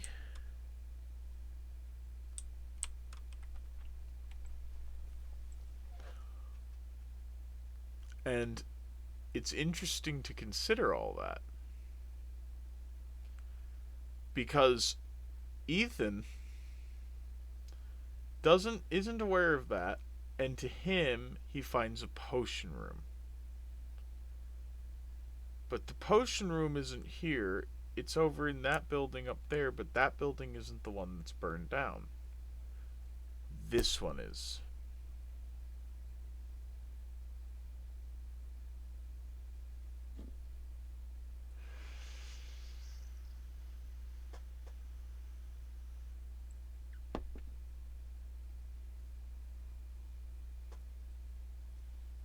He's tapping around so much. Oh, because yes, this is Merlin's room or something. I don't know. It's something like that.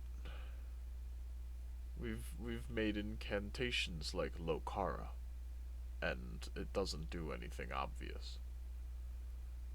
It doesn't do anything obvious.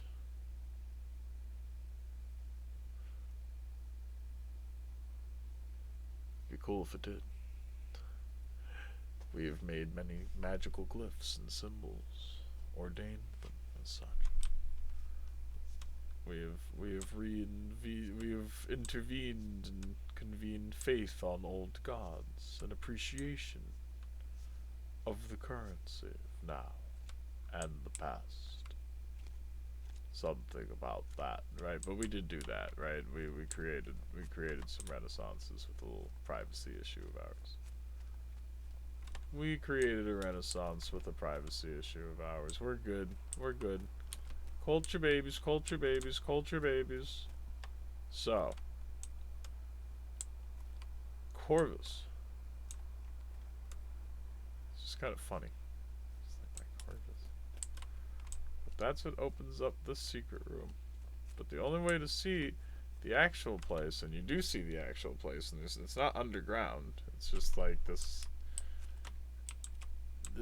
room here that wasn't gonna burn away because it had like some iron vaulted door, and it had a bunch of the moonshine. There's barrels of it, and so they were moving that. But again, that doesn't fucking matter.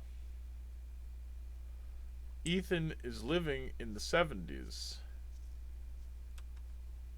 Why does it matter that he's doing moonshine?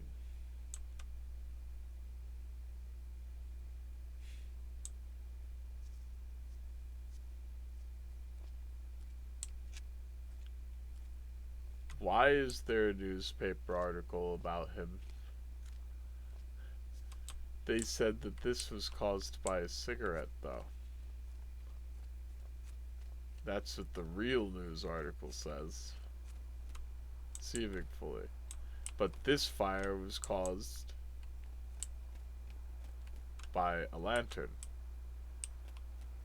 And this, in the room, in fact, when we experience Ethan Carter, right, and the death reel here, it's not necessarily a secret room. It's right here. It's a metal door. It's supposedly where the where Vandergriff like keeps his deepest, darkest secret.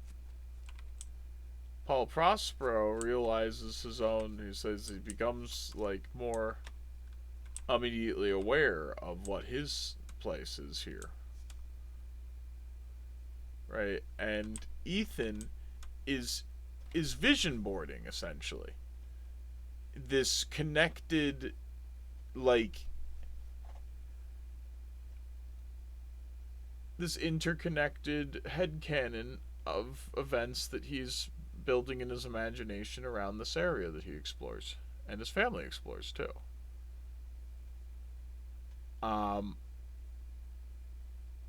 It's a really cool place to explore as a kid. It's amazing. Look at how much he appreciates it. He loves it. And it's truly Ethan's vision that hosts this place in a glorious golden twilight.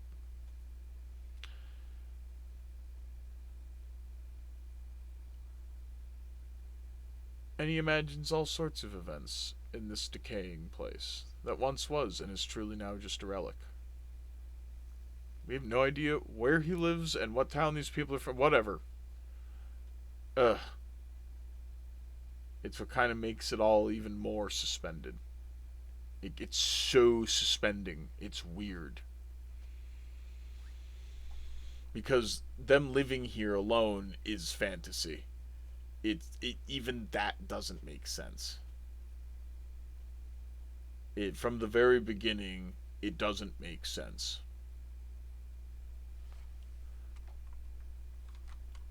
And that's why it is that you might even say that this event, him burning to death, is not real. You might see that all of everything that you've experienced here could just be a story suspended in disbelief, but and you must understand, it's not called the death of Ethan Carter. What are you doing here,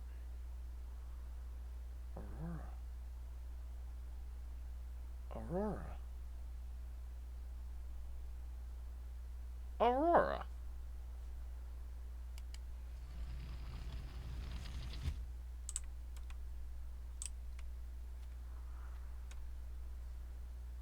What?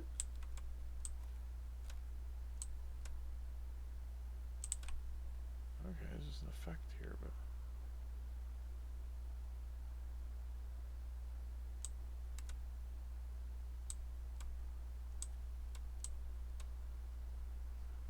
ORDQ.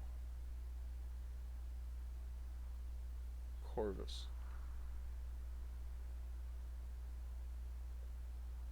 Ordo. ORDO. Corvus.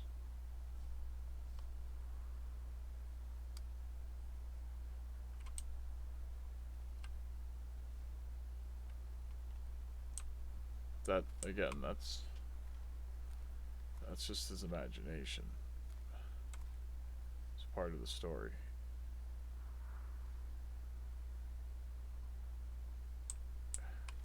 That's just an ash effect in the wind.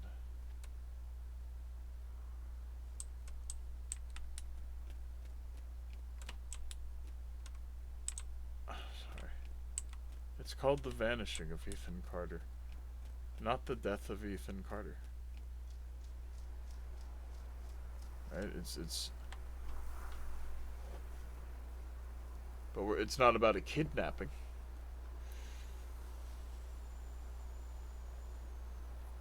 Although there are kidnapping elements, as he being tied up, seemingly, in the beginning. Either way, this is the end of the story. This is where Ethan Carter succumbs and like is the final death, right? But that doesn't really even happen. That's still suspended in a way. In the story, is it that his grandfather succumbs lastly, but then seemingly fully, right? Then is it that his grandfather becomes Vandergriff, with these being Vandergriff scrawlings, not in regards to his grandfather and his grandmother, but Vandergriff and his wife. He tried to put her in the wall, like he did all the other people in this area that he was keeping people to specifically put them into the wall and do these horrible evils to, all the same. And he even tried to do it to his wife. And it's all in regards to trying to unlock the sleeper who resides in a prison of death. And you can unlock them with the right. He's trying to avoid his own pain, but with everyone else's instead. But that's weird that he would cast his grandfather as Vandergriff. In the events that we see, and we have to use the the canonicity and the continuity of what bodies we find and who we see involved in each of the circumstances to still be a part of the plot line of death. That's an interesting rule. We can't leave.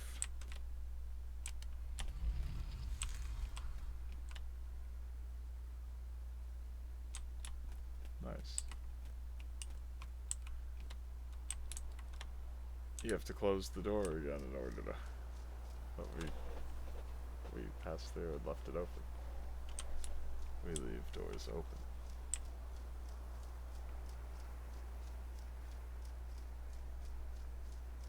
Something in that direction.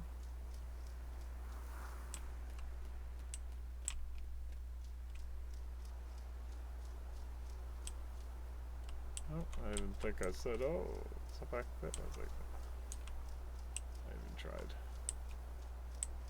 And so this is a house that is burned down. And this was a fire off Old Ogden Road. They went there. They found distillery components there. No, Ethan is not dead.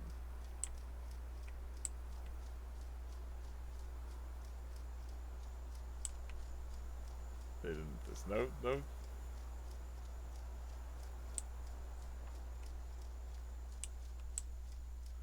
Ethan is not dead. And Ethan did not necessarily. You do not know if Ethan died in the fire. This is like, maybe it's like even like a super banger plot line in his own right, and now he's like, this is like his 7 to 704 world. This is what happens. Even in his own plot line after his death, and now is he a ghost living in this place still? Paul Prospero.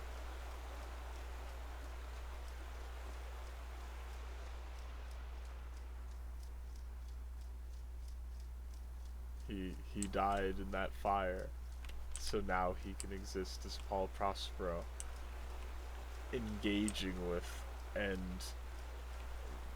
really diving into the mysteries that Ethan Carter originally held and felt.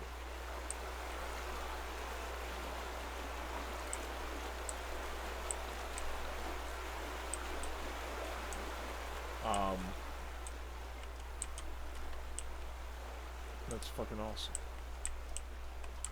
So that is kind of what's happening. And Paul Prospero is going back around, and they're a little bit wiser now. Might as well just be Ethan Carter as an adult, going back and being a little bit wiser to say, what happened? And the mystery isn't the bullshit one there. Because it's not Ethan. Ethan didn't burn. The mystery is, what the fuck was the town doing here in the first place?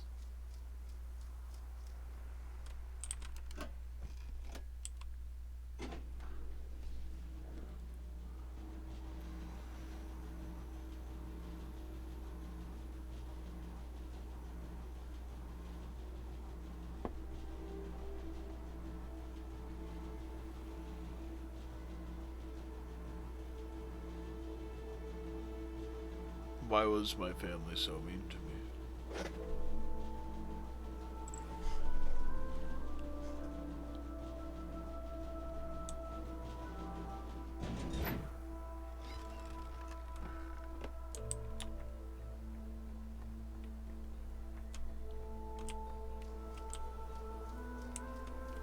When do I get to talk to all the cute girls?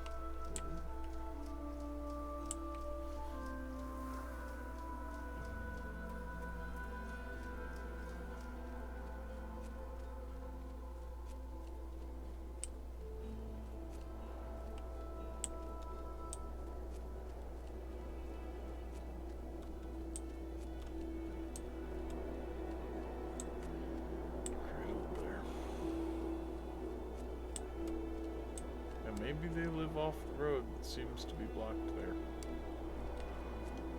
But, again,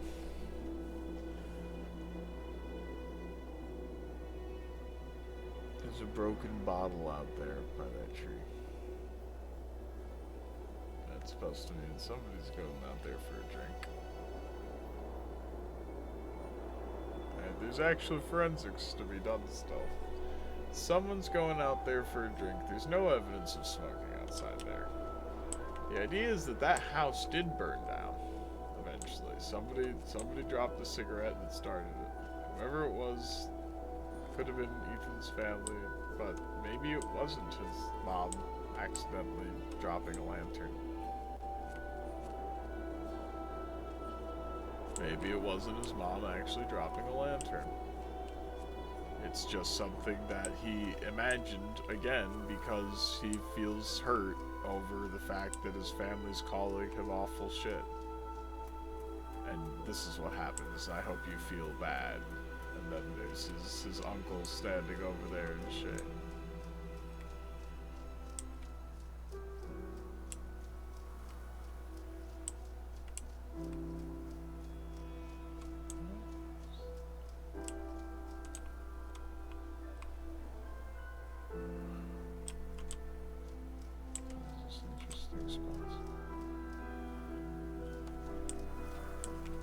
This is definitely an interesting spot. I'm happy we came here.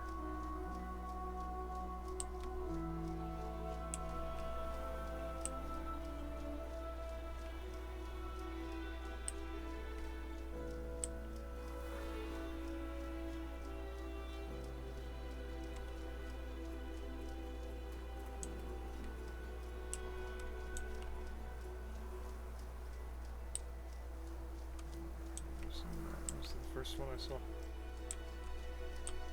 There were a bunch of them.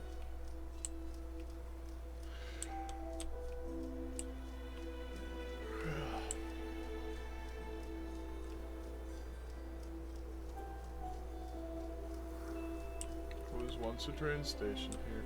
This place was bigger in the 1800s.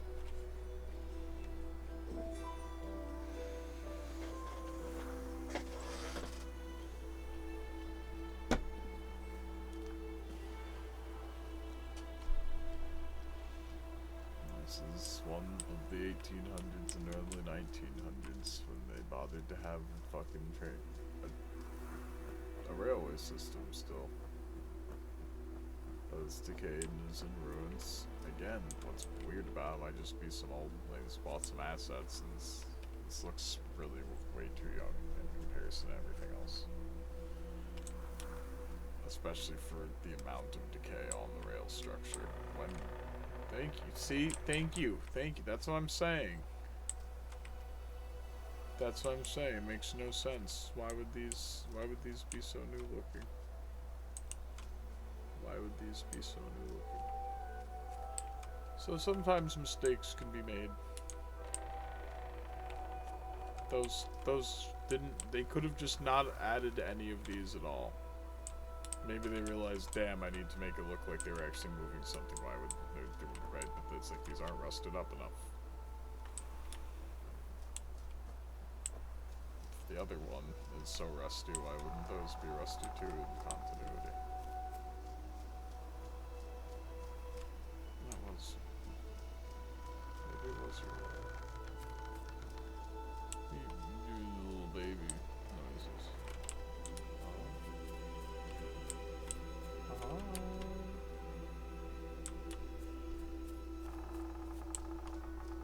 She gets to be dawn and dusk if...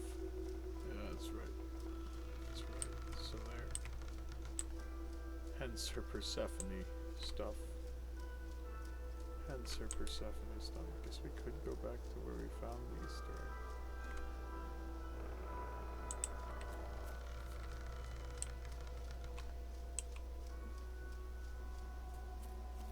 Did I hear that? Or is that just me?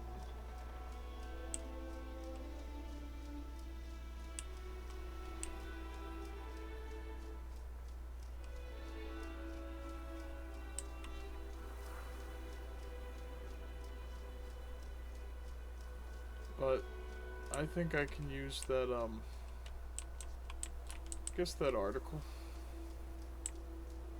that is cut out there about the place supposedly burning down there, right? And that distillery being there, something that Ethan knew about and left something in regards to. I think it means that he didn't burn, he did not succumb to...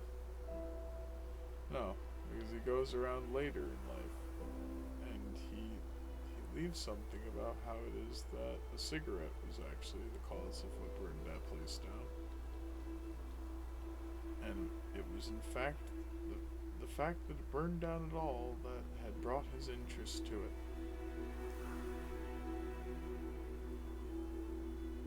And he would create a story about how he found a hidden room in it.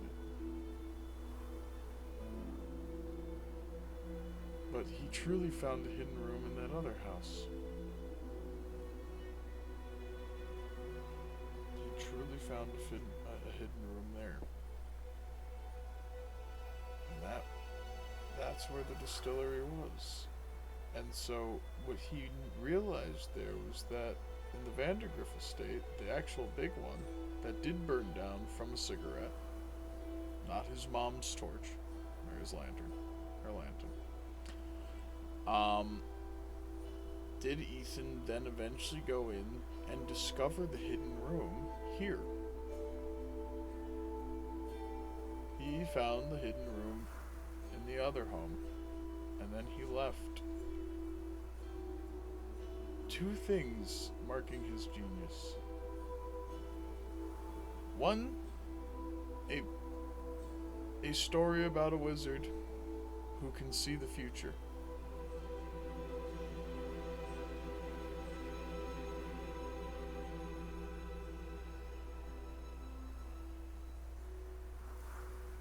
And then the next, his knowledge that this has to do with that distillery that was found in the Vandergriff home. One that it seems that he's been writing a story and storyboarding the Paul Prospero story, but that's actually not the case. That place is also in the suspension of disbelief. Ethan Carter is a boy who gets to explore this place and does deal with the familial issues of him being called things like a faggot.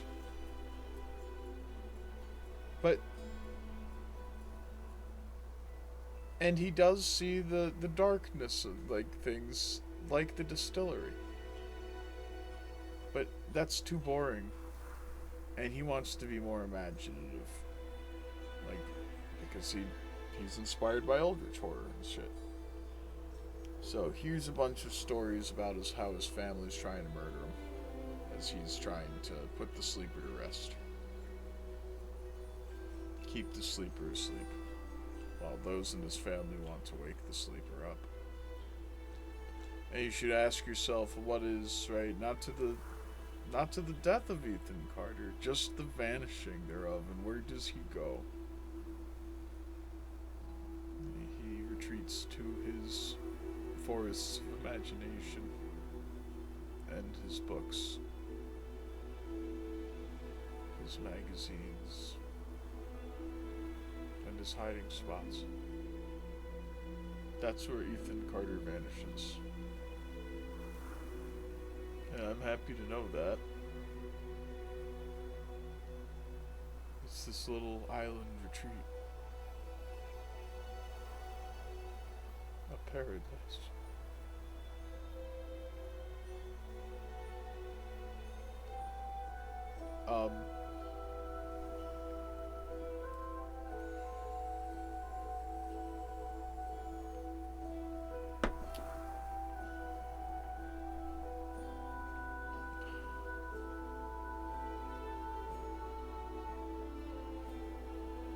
And he does return here later in life.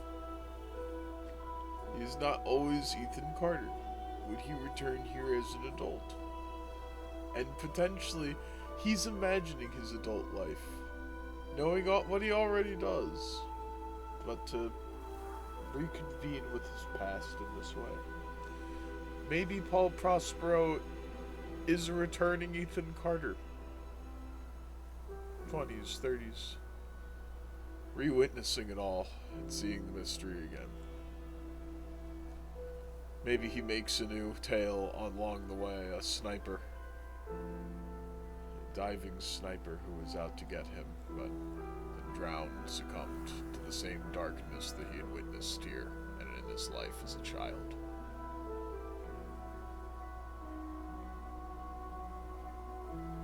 And it's just another step along the way.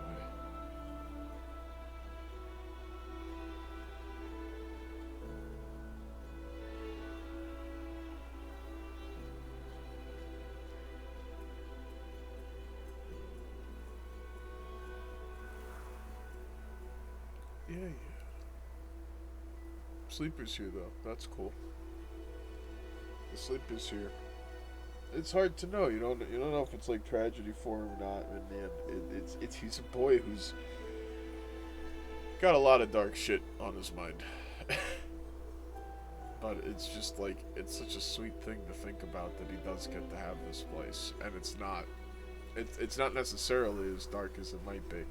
Again, it could just be him spinning a tale of whist and sorrowfulness. You should have been nicer to me. Now I'm dead. The last thing you called me was a faggot. I could have died right then and there. But it's okay. He already has a back-end story for like what the burning scene is, and it's all just based on the fact that the place burned down at all, and that he has the newspaper article about it. What's on the back of it? Something else. What's the real reason he clipped it? Maybe it's about the satellite. And then he just spotted it on the back, and it spawned all this. And it's really a celebration of the kid's imagination and his interconnectedness and just how fucking huge a brain gets. It gets so terrifying to think that this is something that he all just imagined and culminated. One last stream in his last 4 minutes. I refuse to think that that's actually it. And maybe it's a form of heaven for him, and he's walking in his own spiritual grave marker, right, before he passes on to the next world. And you know, there's always another story, and Paul Prospero says you gotta move on from this one. My story's good, kid, right? And it's really just Paul Prospero saying you're obsessed here, going right here. Because you're trying to interconnect me into all these different stories that you're writing. Go and have a new one. Go and be an adult.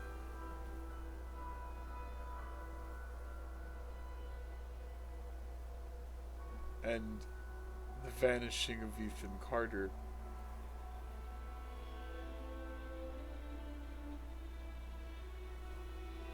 The vanishing of Ethan Carter isn't necessarily like his death or anything. It's that he grows up. He needs to embark on that end of the story.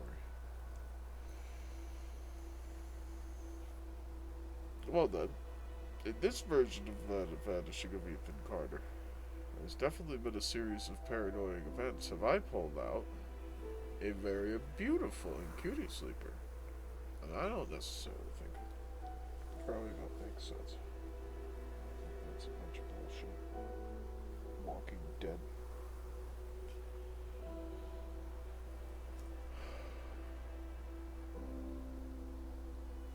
You have to see yourself be the Walking Dead all the time. And a point for survival. Potentially. But hopefully with compensation. So I hope you've enjoyed The Vanishing of Ethan Carter.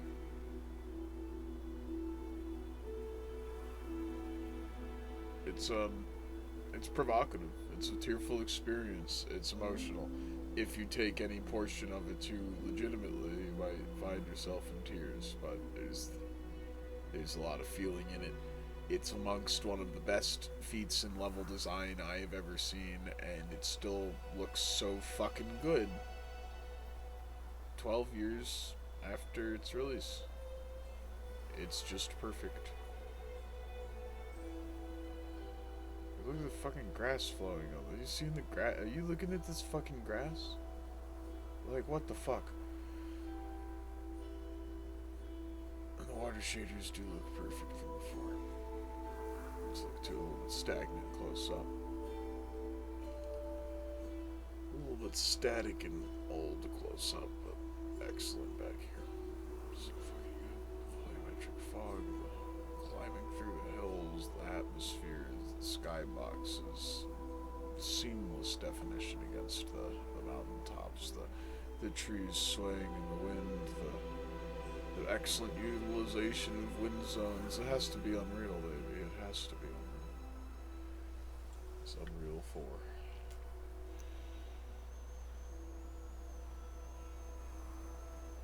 Oh, the showcases what Unreal does. There's excellent sound design in this game. It sells itself so well. The narratives are so gentle and spooky. It's like it's all a murder plot line. It's like, nah, it's so much softer and more delicate than that. It's childhood wonder bottled up like a ship.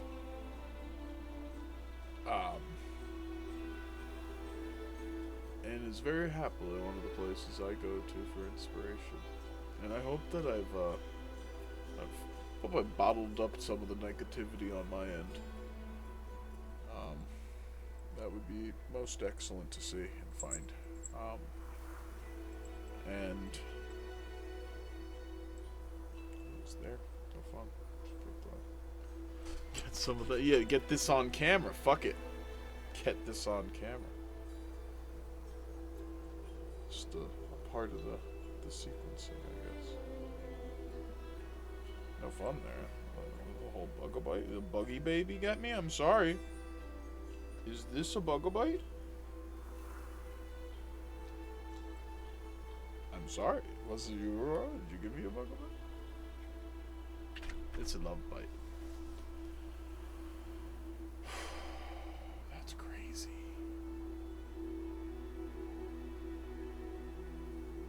Careful.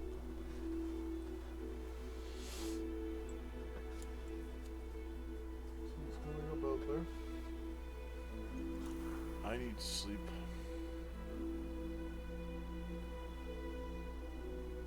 I don't know, Aurora. I found a few spots at the end. This one isn't quite as perfect as that. So few certain games. But there's definitely a bit of you in this. them very, very tappy, very around, and I'm always very appreciative of your presence in these. This is definitely one of the ones of huge linkage and super funny. But I don't necessarily know. It's like, I think I have kind of sealed the mystery on it. I think I've closed it. But now it's like I stated, I wanted to find the joy in it. And I think I may have actually found the joy in it. I still need to ask questions like, why were the scissors moved? Who moved the scissors? Grandfather, I guess. Maybe. They're the one who already know that they have to take out Travis when they grab the rock to supposedly save Ethan. I don't know where it gets into Travis. I don't know where it gets into his mom. I don't know where it gets into his uncle. That's the weird thing. That part doesn't have a start. Maybe it's the gate. He claims it's when he finds the room. He claims it's when he finds the room that the sleeper's there. And he finds the room in the Vandergrift house. Ah. The gate to his imagination. The gate is that newspaper article. It's it. And he starts writing everything. He starts leaving things in places, right? Not necessarily in these very places that we find the writings, all the same. He starts chalking up things on the wall. He's storyboarding, right? He's doing vision boarding and stuff. Everybody keeps, that's what he's being called names over. That's what is your head's in the clouds, all these different things. Meanwhile, he's feeling his father's plight and how he's trying to get these patents and it's just not working in this invention, right? But he is knowledgeable and he can tell the difference between hot springs and chemical reactions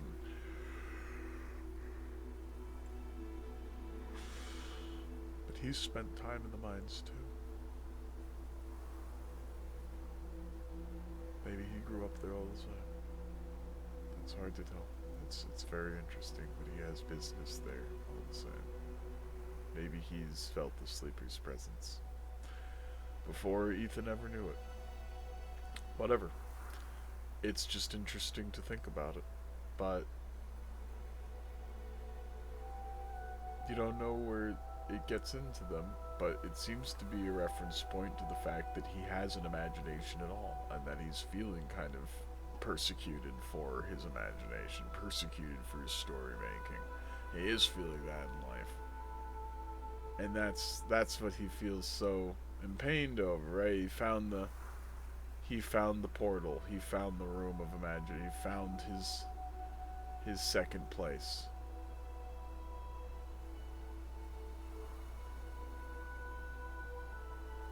And he was being persecuted for it. And so that's what he found in the Vandergrift room, the secret room.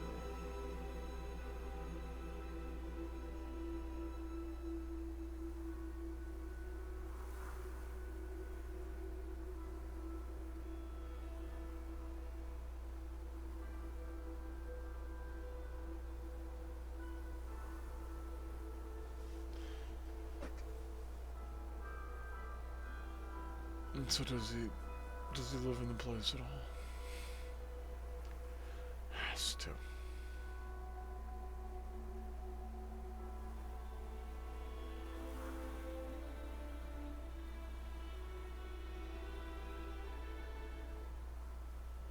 The Carter family had to be living here on the estate that's written of. Or is it just a pure suspension of disbelief sleigh ride? He lives somewhere in the inner city in his condominium with his family, and this is where he gets to go. And he's just reading all the stuff, and they can take him anywhere just like this. And this might just be a headcanon culmination of all the right, but it's too intimate. You might be wrong to even presume that Ethan Carter lives anywhere around here.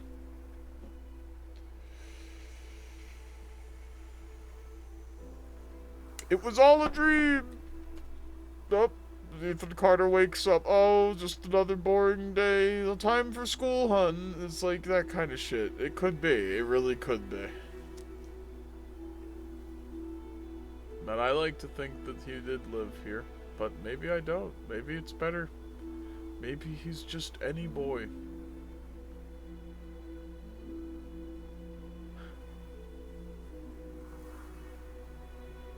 I don't feel paranoid for having an imagination.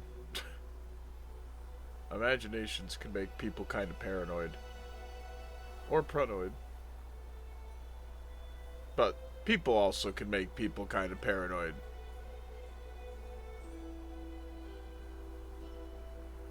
Not you, Aurora, you're fine. You're not... Yes, she's not paranoid, she's just paranormal. She's just paranormal. Get over yourselves. Your baby. It's like, you get over it, but it's like, this should be making me money.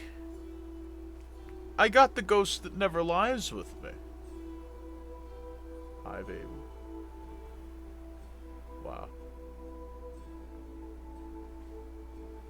Ghost that never lies, please tell the audience why I'm owed $50,000 annually. Ah, it's the fire that never quits. It's a good fire. It's a good fire. But I got more fires than that. Boy, are they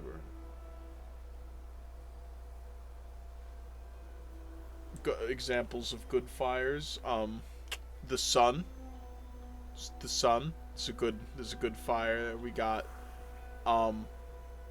natural gas for winter warmth. Very good a nice fireplace stoked with wood. These are all examples of good fires.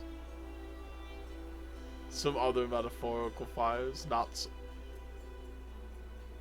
Other examples, good examples of fires. The fire that I've healed for you, baby.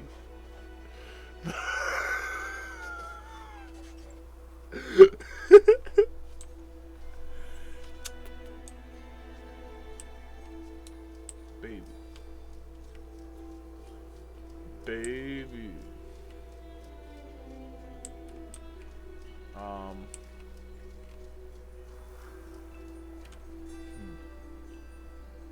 So, yeah. Yep. We did it. We did the vanishing of Ethan Carter. Ooh, did we do it. We did it.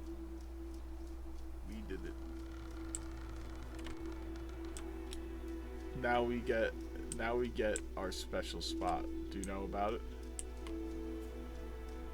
It's the only place that it truly makes the noises this thick, but we have to get there.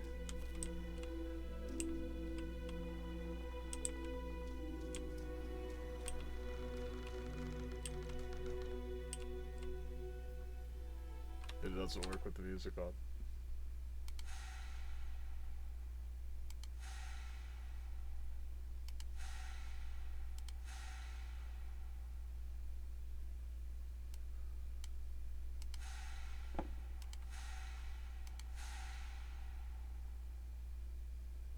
This is the spot that I found with her.